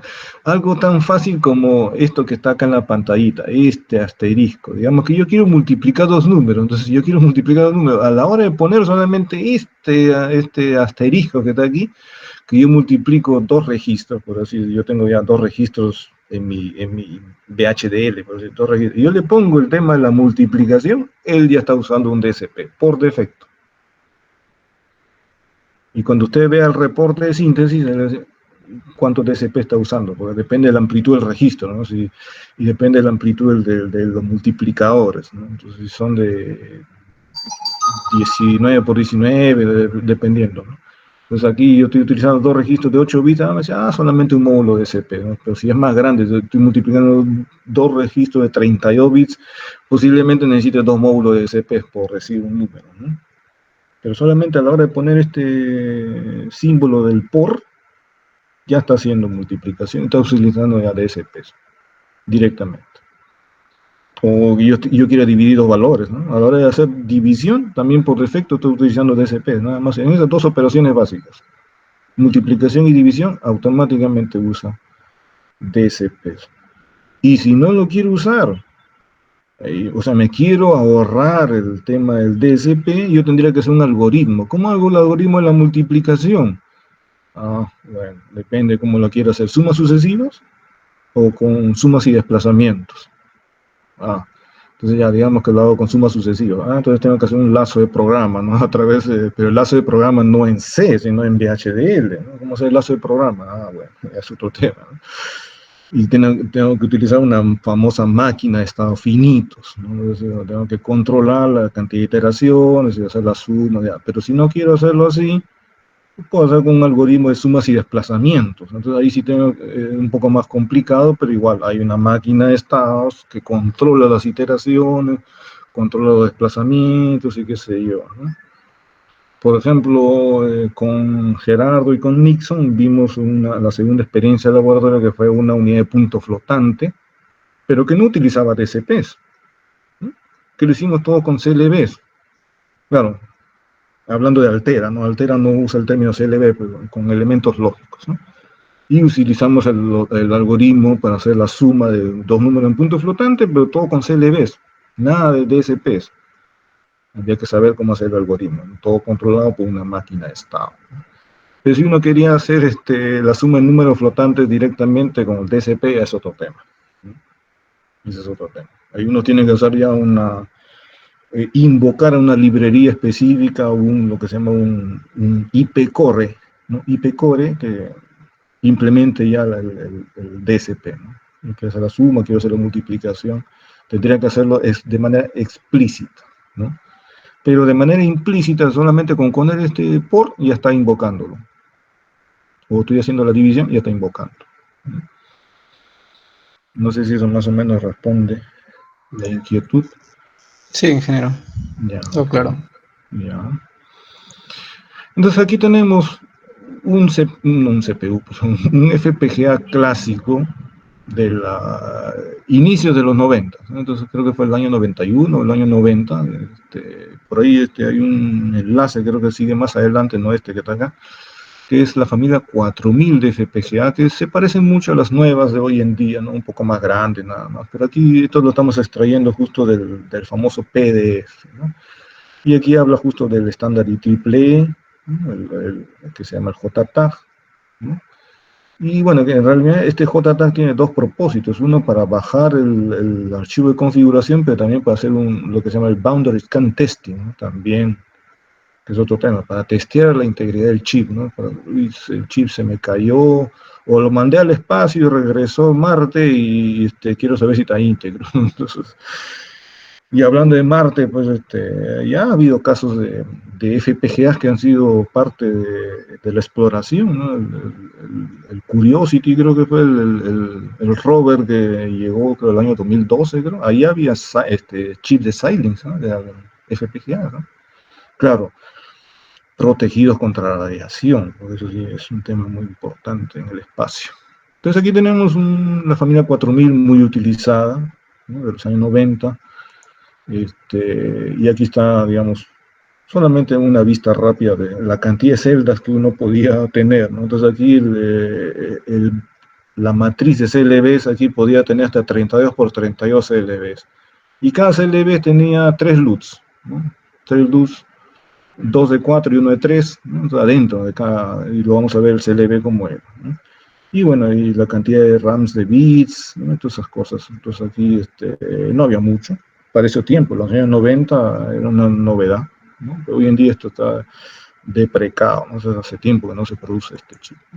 Y aquí tenemos el famoso CLB, ¿no? Entonces el CLB agrupa varios LUTs. Aquí tenemos 2 LUTs de 4 entradas. Quiere decir que aquí yo puedo sintetizar una función de 4 variables, aquí también, y aquí también tengo otro LUT, 3 LUTs. Tengo 2, bueno, aquí está justo el multiplexor que dijimos, ¿no? La salida registrada o la salida, a ver de dónde viene. Ah, no, este es otro tema, ¿no? Y aquí está, esta es la salida registrada básicamente, y aquí tenemos la salida combinacional. Entonces tenían 2 salidas combinacionales X e Y y 2 salidas secuenciales X e Y, ¿no? Y evidentemente todos estos trapecios que se ven acá, ¿qué son? Son multiplexores. Los famosos multiplexores que ya los conocemos, ahí está. Ahí está. Varios multiplexores, evidentemente. Aquí algunos de 2 a 1, algunos de más canales, pero básicamente ya sabemos cómo lo construimos con transistores MOS, en ese esquema que lo hemos visto, ¿no? Y algo muy importante es el tema de la inicialización de los flip-flop, ¿no? Es el famoso control de SR, ¿no? Para aquellos que han llevado el curso, las entradas asíncronas, las famosas entradas asíncronas de set y reset. Y que esto fue motivo de mi investigación, de mi tesis doctoral, de cómo inicializar estos flip-flops o cómo modificar, digamos, el contenido de los flip-flops una vez que han sido configurados, ¿no? Es decir, una vez que hemos bajado el archivo total de configuración, cómo utilizar estas señales de SR, ¿no? De set y reset, que realmente van a todos los flip-flops. Entonces, si quiero setear algún flip-flop, me estaría seteando todos los flip-flops, y yo no quiero eso. Yo quiero setear un conjunto nada más específico de flip-flops. ¿Cómo hacer esa cosa? No, y ahí les voy a mostrar al final la relación de mis papers para que ustedes lo puedan consultar, ¿no? Esa cosa no es muy conocida, ¿no? Yo creo que no hay más de 10 papers en el mundo que hablan de esas cosas, ¿no? Es un poco oscuro, ni siquiera eso no lo habla el fabricante, ¿no? El fabricante dice, y alguna vez también cuando participé, tuve la suerte de estar en un congreso y fui invitado justo a la sede principal de Xilinx, como parte de un grupo de investigación. Se me acerca una persona y dice, ¿y usted cómo ha hecho esto? Ah, para que usted vea, pues eso no está ni siquiera publicado en sus documentos. Y ahí se sorprendió mi respuesta, ¿no? Porque dije eso, como ahí está, con prueba y error, lamentablemente, ¿no? Es un poco largo, porque como no está documentado cómo hacer estas cosas, ya, bueno. Pero felizmente había una persona de Xilinx que me apoyó a través de un fórum y con eso pude hacerlo, si no hubiera sido complicado. Entonces, este CLB está unido, pues, ya hemos dicho, los famosos connection box, switch boxes, y dependiendo de la longitud del camino, pues pueden ser caminos, en este caso, largos, cortos, simples, qué sé yo. Y las señales de reloj, estas señales de reloj pues van a las regiones de reloj, van a todos los flip-flops y así, ¿no? Entonces, este CLB, vamos a dibujarlo aquí está nuestro CLB. Bueno, hay que recordar más o menos cómo es esto, ¿no? Aquí tenemos las famosas entradas F y G, ¿no? F1, F2, F3, F4, G1, G2, G3, G4. Estas entradas son el tema de carries, ¿no? Son para el tema de conectar una CLB con otra CLB contigua para implementar las funciones aritméticas, ahí están las señales de carry, ¿no? Y tenemos las salidas X e Y X y Y secuencial, y todo eso está aquí, ¿no? Entonces aquí tenemos ese famoso CLB, ¿no? Las famosas F1, F2, F3, F4. El G1, el G2, el G3 y el G4. La salida Y secuencial, la salida X y la salida X secuencial, ¿no? Y bueno, hay por ahí otras señales que se me pasan, las famosos C, que son de acarreo, ¿no? Y aquí ven todos estos rectangulitos chiquititos. Ya sabemos que están controlados por transistores de paso para determinar ir hacia arriba, y aquí tenemos el famoso switch box. Perdón, switch box, aquí tenemos, ¿no? Que puede ser arquitectura o topología Wilton, ¿no? Por ejemplo. Y todos aquí, realmente, cuando bajamos el bit stream, que le dicen el bit stream de configuración, configuramos todas estas cosas, no solamente los LUTs, todas estas cositas, estos rectangulitos que están acá, más la conexión del switch box, todo eso se baja realmente. Entonces, básicamente, más del 50% de información está en ruteo, no necesariamente en el tema de los LUTs, sino en todos estos bits aquí que están repartidos por todo el fabric, ¿no? O sea, es la cantidad abismal que existe de información, y todo está por controlar bits de RAM. En este caso, bits de RAM estáticas implementados con vía estable RS. ¿Qué pasa si se va a la fuente? Se va toda la configuración de los ceros y unos. Hay que volver a bajar digamos, la configuración. Esa es la única desventaja del FPGA, ¿no? A excepción de algunos de ellos que tienen una flash interna, eso lo vamos a mencionar, que ya no necesitamos de que si se apaga la luz no se pierda información. Entonces, hablando de eso, bueno, aquí ya mencionamos algunos dispositivos más actuales como, y dependiendo de la categoría hacia dónde está orientado, ¿no? Algunos son optimizados en costos, ¿no? Y optimizados en la cantidad de pines. Entonces aquí tenemos FPGAs de bajo costo, ¿no? Como la familia Spartan, ¿no? Y algunos optimizados lo que se llaman los transceiver, que son los conexiones seriales de alta velocidad, como la familia Artix. Y otros que están optimizados a sistema, es decir, este famoso Sync 7000, que implementa un sistema en el chip, es decir, ya es una evolución más, aunque esto ya viene de algunas familias anteriores, en la cual el fabric no solamente es CLBs, bloque de RAM y DSP, sino que ya también tiene un microcontrolador incrustado dentro del fabric, lo cual lo convierte esto pues en un elemento muy versátil, ¿no? Después tenemos ya unas familias un poco más potentes, ¿no? Como la Ultra Scale, ¿no? Y aquí ven los nanómetros, ¿no? Entonces, mientras más bajo sea el número, más veloces, ¿no? Tenemos la familia Kintex, después la familia High-End, que se llama los Virtex Ultra Scale, y también tenemos los Sync, pero los Sync Ultra Scale.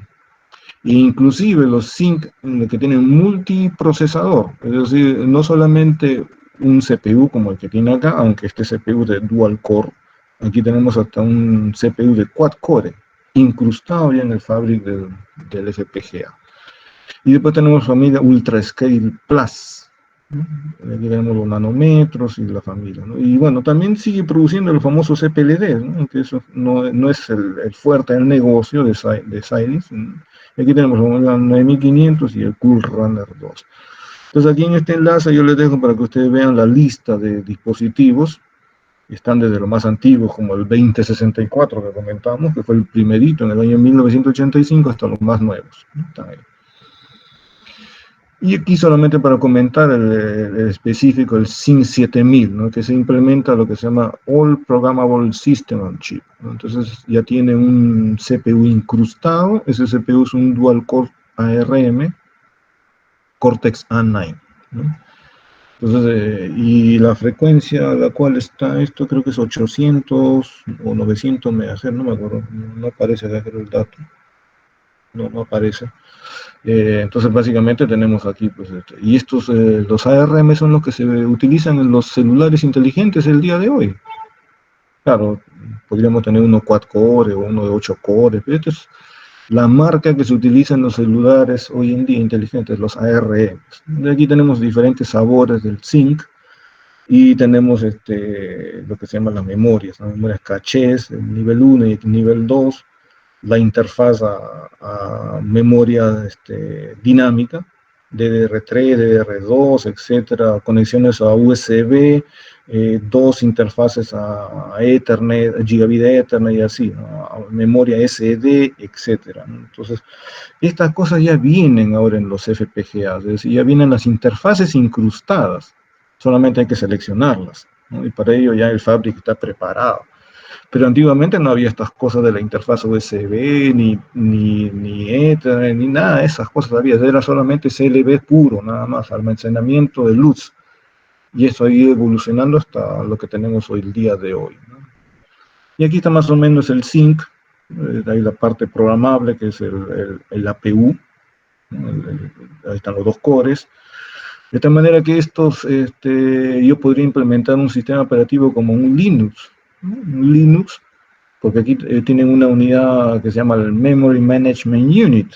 Entonces aquí tenemos, y esto ya puede implementar un Linux, lo arrancan ustedes y lo tienen ahí un sistema con sistema operativo en un FPGA, está corriendo, y con diferentes interfaces, ¿no? USB, Gigabit Ethernet, SD, conexión serial y cuadrado C, etcétera. Todo esto ya está, inclusive interfaz a convertido a análogo digital, ya está todo eso hoy en día en los chips. Hace 30 años atrás no era así, nada de esto ni siquiera se pensaba en esta cosa, pero hoy en día tenemos. Y aquí tenemos la gama más alta, ¿no? Y aquí tenemos los famosos MPCO, SOC, ¿no? Aquí tenemos un quad-core, ¿no? De 1.3 GHz, es respetable la frecuencia inclusive de trabajo. Y no solamente eso, tiene un dual core para el tema de procesamiento en real time, ¿no? Que a veces uno necesita, ¿no? El otro no es necesariamente para real time, entonces aquí tenemos hasta 6 cores en un solo chip, incrustados ya en el hardware, en el Fabric. Y una serie de características, y lo dejo para que ustedes lo tengan. Y la competencia, ¿no? Porque realmente Altera la competencia de Xilinx y no al revés.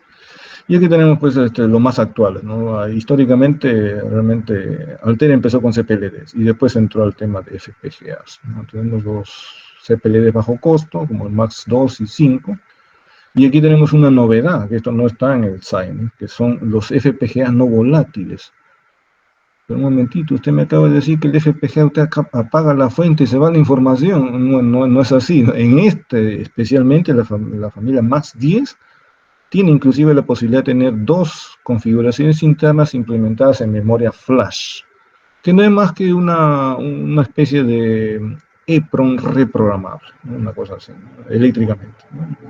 Y metida dentro del Fabric, ¿no? Después tenemos los de bajo costo, que son las familias Cyclone, ahí tenemos varios, 3, 4, 5 y 5 SOC, entonces este sería más o menos el símil al Zinc, ¿no? Tenemos los mid-range, ¿no? ARIA 5, 5 SOC, y los high-end, que son las familias Stratix, ¿no? Entonces ahí tenemos una serie. Y aquí, bueno, hay dos enlaces de Wikipedia, donde aquí le menciono, pues en el año 2015, Intel pues compró Altera, ¿no? En una transacción al cash de 16.7 billones, un montón de plata. Entonces ya no hablamos de Altera, ahora hablamos de Intel. Y aquí el mismo de Wikipedia, pero en español, porque este es el de inglés, ahí justo aparecen algunas familias de dispositivos antiguos, aunque no están todas, ¿no? Hay unos cuantos más que faltan ahí.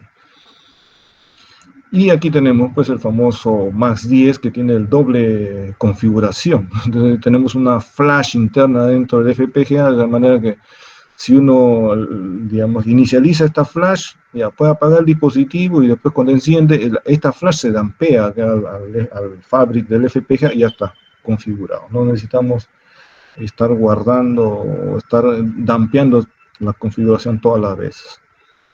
Tenemos los famosos elementos lógicos, bloque ADC, los puertos de entrada salida, los PLL que son muy importantes el día de hoy para generar muchas señales de reloj internas, por ejemplo. Después tenemos también los bloques DSPs y todas esas cosas, ¿no? Pero aquí no hablamos de CLBs, ¿no? En el fabricante Intel, antes Altera, hablan de elementos lógicos, ¿no? Entonces, elementos lógicos es el Logic Element. Ahí tenemos uno que básicamente utiliza la LUTs de 4, luz de 4. Entonces aquí tenemos el LUT, tenemos la lógica de carry muy parecida a los CLBs, y aquí tenemos, bueno, si la salida es combinacional pura, bueno, sale, ¿no? Y si no, es secuencial, ¿no? Y con la lógica especial pues para el reloj, el clear y todas esas cosas. Y estos elementos, pues, si no salen a pin externo, pues se conecta a filo o columna, ¿no? Entonces, igual ahí debe haber los famosos parecidos a connection box y switch box, algo parecido ahí, ¿no? Y aquí está el famoso LAB, que son 16, en este caso 16 de estos. 16 de estos se repiten, ¿no? Ahí tenemos una vecindad, y donde hay medios de conexión directa con el que está al costado, ¿no? Y si no, pues ya me conecto a fila y columna y puedo irme al extremo del FPGA, ¿no? Pero estos medios de interconexión son medios de interconexión rápidos, ¿no? Son los local interconnect, ¿no? Y aquí tenemos el Cyclone 5 SOC, que es similar al Sync 7000, donde tiene bien incrustado el Dual Core ARM también, muy parecido, ¿no? Entonces, la competencia, ¿no? Y aquí tenemos los bloques, bueno, ahí ahora le han cambiado un poco el nombre, se llama Adaptive Logic Modules, pero siempre por debajo están los famosos LUTs, los PLL, los transceivers, interfaz PCI, todas esas conexiones. Y aquí tenemos también el mundo del controlador, es decir, un dual core ARM con los soportes de memoria en chip, que son las cachés de nivel 1, y después está el mundo programable, es decir, el fabric del FPGA. Y para conectar los dos necesitamos pues una interfaz, un puente, ¿no? Y aquí tenemos la gama alta, ¿no? La gama alta de Stratix 10 del tipo SoC, donde aquí se resalta pues, la cantidad de registros, ¿no? Tenemos 7 millones y medio casi de registros, ¿no? Es una cantidad enorme, y agrupados en 5 millones y medio de elementos lógicos, ¿no? Entonces, imagínate, esto es enorme, ya, es lo más grande que puede haber, ¿no? Y aquí tenemos, y muy parecido al del tema de Sunny, también tenemos un procesador quad-core, 1.5 GHz, etcétera, etcétera, y todo el soporte de cosas ahí, ¿no? Entonces aquí se resalta un poquito más qué es lo que puede hacer este procesador, en este caso quad-core, ¿no? Con todas estas cosas, conexiones pues, a diferentes interfaces, ¿no? De memoria, hasta la DDR4 tenemos ahí, 3 posibles interfaces a Gigabit Ethernet, así, USB, conexión serial, SPI, cuadrado C, todo esto ya está dentro del chip, ¿no? Entonces no se preocupan, ya tienen todo el sistema armado ya. Solamente ustedes tienen que escoger los módulos que, yo quiero dos interfaces de red, la selecciono, nada más, la interfaz evidentemente, ¿no? La interfaz de la herramienta. Entonces, antes de hablar de las herramientas, no sé si hay consultas.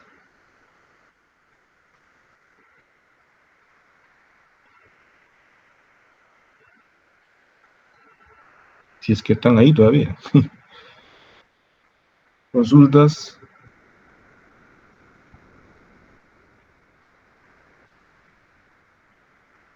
Parece que no. Está todo clarísimo. Como siempre ha sido así. Bueno, o la otra que no se ha entendido nada, como le digo a mis alumnos. Y aquí tenemos las herramientas, ¿no? Rápidamente, aquí tenemos el fabricante Altera, Quartus 2, cuya última versión es la versión 15, que es una evolución de una versión anterior que se llama Max Plus 2, Y bueno, aquí se dice permite diseños con hasta SOPC, ¿no? Es decir, con los chips Cyclone 5 SOC, por ejemplo, yo podría hacer. Y aquí están los diferentes dispositivos que soportan, ¿no? Y como todo lenguaje o como toda herramienta, pues hay la versión libre y la versión pagada, ¿no? Entonces hay una comparativa acá. Esta se dejó de producir en el mayo de 2015 para pasar a tener otro nombre que se llama Quartus Prime. Actualmente está la versión 20.3. De esto debe haber salido pues más o menos en septiembre, octubre del año pasado. Esta es la última versión. Y aquí para que vean los costos, la Light Edition está libre, pero la estándar esto cuesta, y la Pro cuesta acá. Y aquí está la diferencia del soporte de los chips dependiendo de la edición, ¿no? Entonces, si estamos en la edición libre, pues solamente tenemos soporte para muy pocos dispositivos, ¿no? Generalmente son, a ver, aquí la gama Max, y olvídense de Stratis, eso no lo va a soportar, y Agilex tampoco no lo va a soportar, ¿no? Entonces aquí tenemos la gama más bajas, ¿no? La Cyclone, y de la ARIA solamente tenemos la ARIA 2, ¿no? Entonces la versión libre, ¿no? La versión estándar ya tiene un poco más de soporte, y cualquiera diría que la versión Pro tendría más soporte de chips, y no es así, pero en fin, esto lo sacaba el día de ayer, ¿no?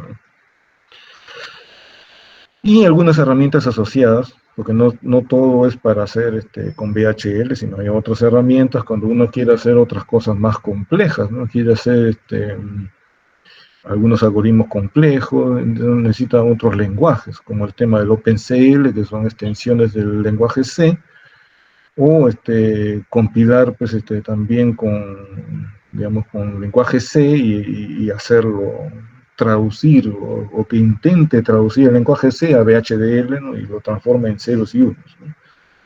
Después tenemos el tema del TCP Builder, que es para justo trabajar con más o menos parecido como el tema de MATLAB, una cosa así, ¿no? A nivel de cajas. Y luego tenemos el tema del NIOS 2, que es el procesador libre, que uno puede incrustar, pero con elementos lógicos dentro del FPGA, ¿no? Y para ello necesitamos pues el famoso, acá, ¿no? Una interfaz para compilar los programas, ¿no? En C, ¿no? Lo que se llama y sobre todo si queremos hacer con ARM, porque si es con NIOS es gratis, ¿no? Si queremos hacer con ARM necesitamos esto.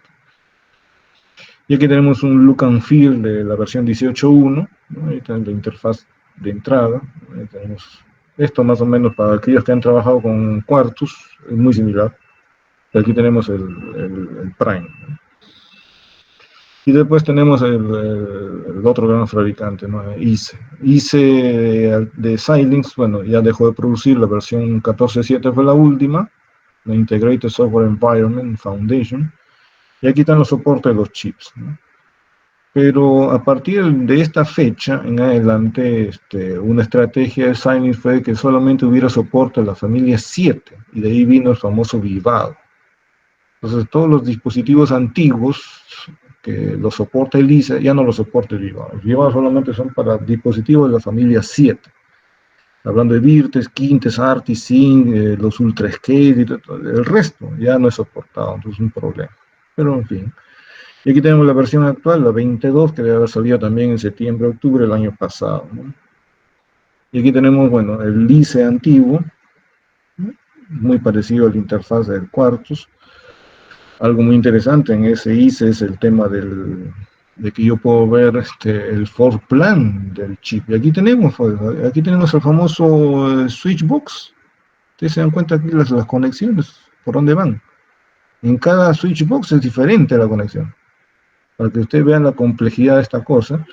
Y este bloquecito rojo que está resaltado, el hemos dado doble clic, aquí tenemos un CLB, en este caso de un Virtex 4. El Virtex 4 tiene 2 LUTs de 4 entradas, 2 flip-flops y 2 salidas combinacionales. Y aquí lo que está en celeste es lo que está usándose de este LUT, perdón, de este CLB, ¿no? Lo que está en morado no. Entonces aquí se ve todas las rutas complejas que realmente hay en un diseño digital con FPGA. Y luego tenemos el Vivado. Bueno, aquí tenemos una vista de la 2016.1, pues no se diferencia mucho de las versiones actuales, ¿no? Aquí tenemos una vista diferente, ¿no? La filosofía del trabajo del Vivado es diferente al ICE, es un poco más complicada. Y aquí tenemos las aplicaciones. Las aplicaciones, dependiendo del tipo de chip, por ejemplo, para el de high-end, es decir, tipo Stratix o tipo Virtex, aquí tenemos las diferentes aplicaciones. En el área de comunicaciones, en el área de computación, que esto está muy en boga hoy en día, tenemos para acelerar, por ejemplo, los motores de búsqueda o para hacer, implementar la data science y todas esas cosas. Hoy en día pues, se utiliza tarjetas aceleradoras con FPGAs, se meten aquí, sirve mucho para hacer también computación de alto desempeño. No olvidemos que el FPGA hace hardware, no hace software. Nosotros podríamos traducir un algoritmo de C, lo podríamos traducir con algún esfuerzo, traducirlo en hardware y acelerarlo. En el tema de defensa también es muy utilizado porque me permite a mí implementar algoritmos de seguridad, ¿no? Encriptación. Y como estas encriptaciones son en hardware, es un poco complicado desencriptar las cosas, ¿no? En el tema de aviónica también muy interesante. En el tema de broadcast, bueno, aquí se hacen algunas muestras. Después tenemos aplicaciones en el rango medio, en este caso de sistemas en chip. Es decir, ya viene el CPU incrustado dentro de la fábrica. Aquí tenemos algunas aplicaciones, ¿no? Comunicaciones inalámbricas, en el tema de almacenamiento, en el tema de broadcasting, ¿no? Algunas cosas. Y para el tema de bajo costo, aquí tenemos una muestra de un panel dentro de un carro. Hoy en día está muy integrado el tema de los FPGAs en control de los automóviles, ¿no? Y así, una serie de cosas. Y para terminar, mencionar solamente las publicaciones, ahí las dejo para que ustedes la puedan acceder, con los enlaces con los cuales ustedes pueden acceder a las publicaciones, son 5, de los cuales una de ellas es un journal paper, que es el segundo. Pero en realidad en el tiempo apareció primero, ¿no? Bueno, lo pongo aquí porque realmente la secuencia a leer sería esta, ¿no? La primera, después la segunda, aunque el primer paper fue el que aceptaron, y la chunté, como dice la primera, un journal, que no es sencillo publicar, me salió. Pero a la vez también era un conference paper, entonces este de aquí, y después otros conference papers más. Y bueno, esto es lo que hemos visto el día de hoy. ¿Dudas? ¿Inquietudes? Ingeniero, una consulta. Sí. Usted comentó acerca del OpenCL y Sí. ¿qué podría comentar un poco más de ello? ¿O qué formas también hay para programar en C?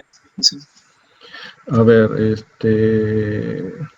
cuando queremos hacer aceleración de algoritmos, sobre todo algoritmos tradicionales, utilizando lo que se llama la computación clásica, que es secuencial, se utiliza el lenguaje como el C. Pero si uno quiere acelerar algunas cosas, tiene varias opciones. Una de ellas es utilizar GPUs, por ejemplo. Entonces hay lenguajes como el CUDA, que me permite a mí hacer aceleraciones, pero a través de GPUs. O sea, si yo no cuento con GPUs, no puedo hacer uso del CUDA. Pero también esos GPUs se puede utilizar otro lenguaje, como se llama el OpenCL. El OpenCL, los dos, tanto el CUDA como el OpenCL, son extensiones del lenguaje C, de tal manera que a mí me permite acelerar las cosas. Es decir, que una sección de mi código, yo lo puedo acelerar porque sé que es un código lineal, que las iteraciones no dependen una con la otra, es decir, tiene que tener ciertas características el programa en C, ¿no? Es decir, para que pueda ser acelerado en hardware, ¿no? Entonces, y si no tengo GPUs, pues la otra opción es hacerlo con FPGAs, es decir, claro, la estrategia sería un poquito diferente, pero se puede usar esto, ya no el CUDA, porque el CUDA no aplica, pero sí el OpenCL, ¿no? El OpenCL sí podríamos utilizarlo para el tema de acelerar cosas, pero no todos los códigos son acelerables, no todos los códigos. Uno tiene que identificar parte del segmento del código que uno puede acelerar y ponerle directivas, digamos así, lo que se llaman los pragmas.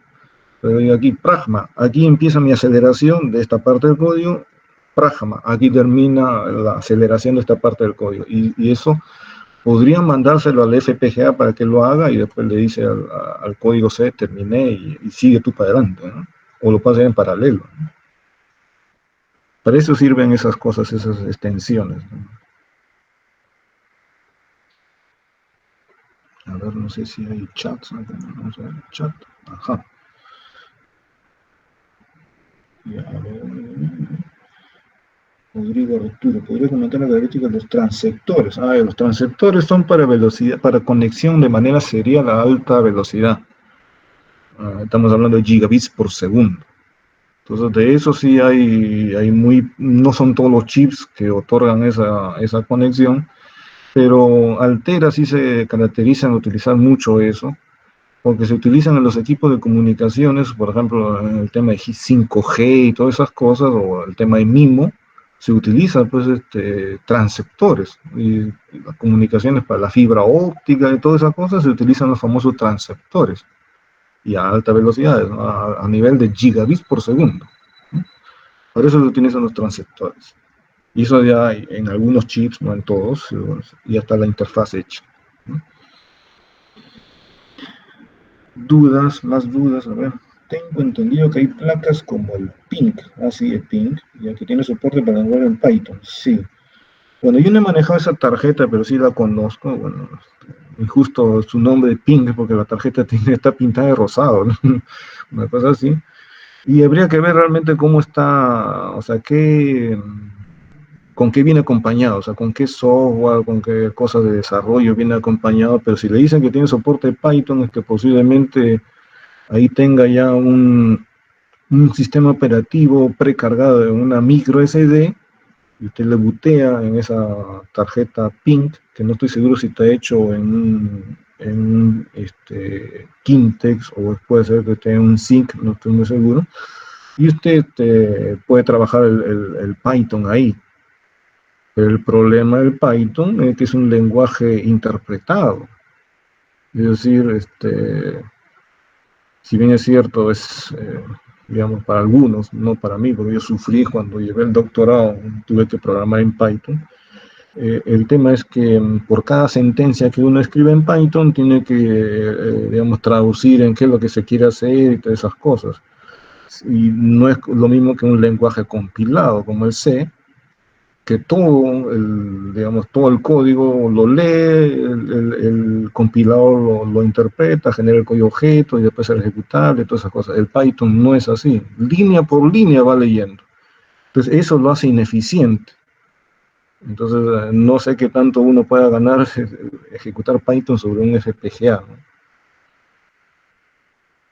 Si uno lo hace digamos, con un código compilado como C, ahí podría ganar un poco más tal vez. No sé si eso más o menos responde la inquietud.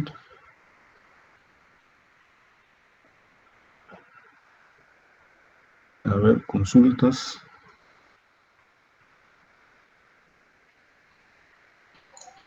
O sea, una pregunta, el OpenCL es de software libre, ¿verdad?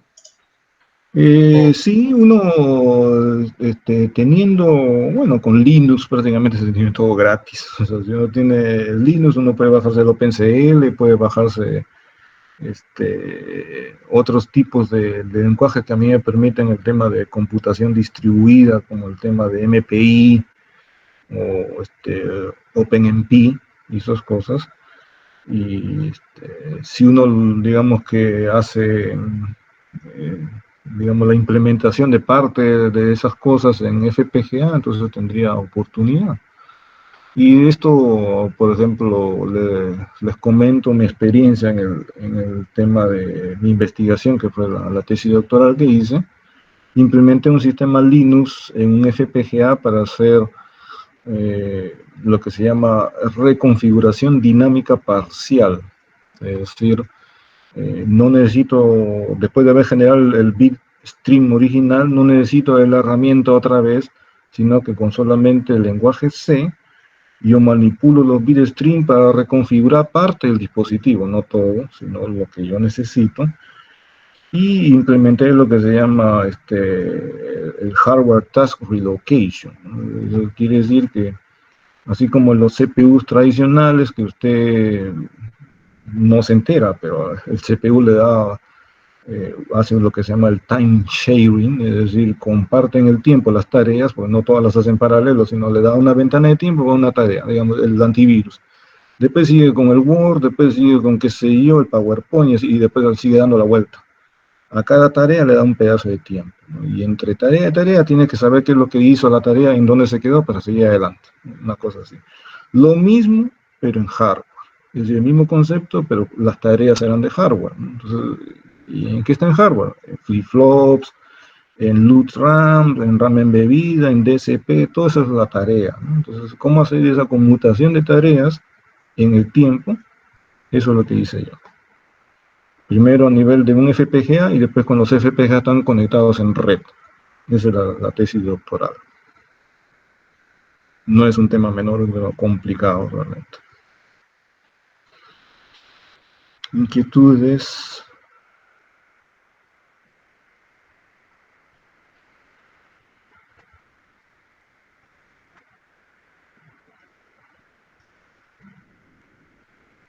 Para aquellos que son de la especialidad de ingeniería electrónica, pues están cordialmente invitados para seguir el curso Sistemas Digitales 2. Es el curso donde vemos nosotros todas estas cosas, ¿no?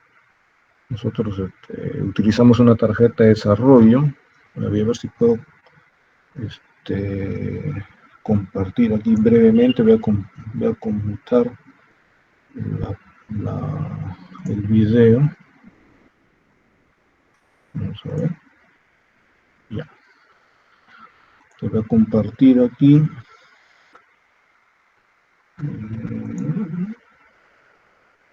De ventana. A ver. Ya. Entonces aquí tenemos bueno, estoy haciendo con el DroidCam, estoy viendo una tarjeta de desarrollo que es la que usamos en el curso, ¿no? Entonces aquí tenemos prácticamente como si fuera una placa de una PC, ¿no? Entonces aquí tenemos una tarjeta de desarrollo que está basada en un dispositivo de bajo consumo, que se llama la familia Cyclone 2, ahí se ve. Entonces eso es un FPGA, ¿no? De montaje superficial, por ejemplo. Y esta placa pues ya tiene todos los elementos para hacer desarrollo. Digamos, digamos, tiene la interfaz de audio que está acá, no se ve bien ahí. Pues tiene conexión a USB, después aquí tiene el famoso JTAG, que lo conectamos a la PC, bueno, tiene el botón de encendido, vamos a encenderlo así nomás para... Ahí está,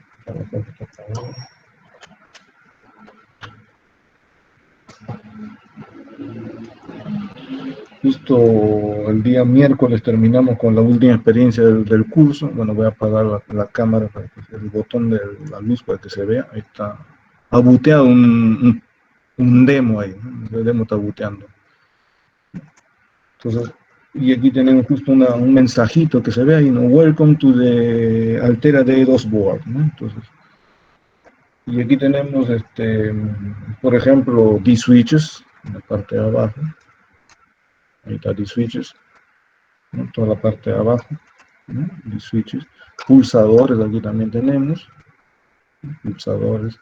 Tenemos tres tipos de memoria, ¿no? Aquí tenemos también memorias fuera del chip, ¿no?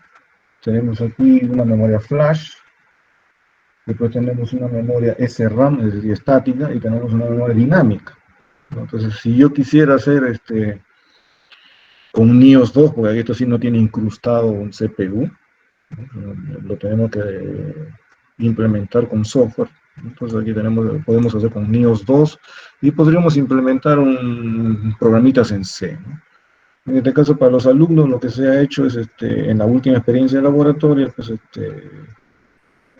realidad son de dos experiencias, una tras la otra, que nosotros capturamos las señales que entrega el FPGA, ¿no? Entonces, en este caso, nosotros hicimos un diseño de un CPU customizado de 32 bits de altas prestaciones, ¿no? Claro, que hace algunas cosas básicas nada más, ¿no? Y nosotros capturamos esas señales físicas a través de esta caja negra, que esta caja negra es un analizador lógico, ¿no? Un analizador lógico, que captura las señales, ¿no? Y aquí tenemos otro analizador lógico, ¿no?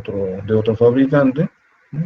Entonces nosotros capturamos en este caso 48 señales físicas. Ya no solamente hacemos la simulación, que puede ser un poco, digamos, costosa, ¿no? Es decir, en tiempo y análisis, sino que aquí ya depuramos el hardware. Entonces aquí les mandamos a hacer a los alumnos unos programitas básicos para que, por ejemplo, hagan complementar los valores de un arreglo de valores y lo pongan en otro arreglo y haga de manera cíclica algunas cosas, ¿no? Y eso lo mostramos en el diagrama de tiempo y vemos, uy, no, ¿por qué no sale aquí? ¿Por qué no aumenta el PC? ¿Por qué se congela? Depuramos el hardware, ya, entonces el VHL lo tenemos que corregir. Todo eso es lo que hacemos en ese curso. Es decir, porque el curso realmente versa sobre organización del computador, pero nos apoyamos en el tema FPGA para solidificar los fundamentos de lo que se llama el computador, ¿no? Y nos apoyamos en esta placa de desarrollo. Dudas, inquietudes. No se ve mucho, ¿no? Tengo que encenderlo. Dudas, inquietudes. Sí. Bueno, gracias por la charla de FPGA.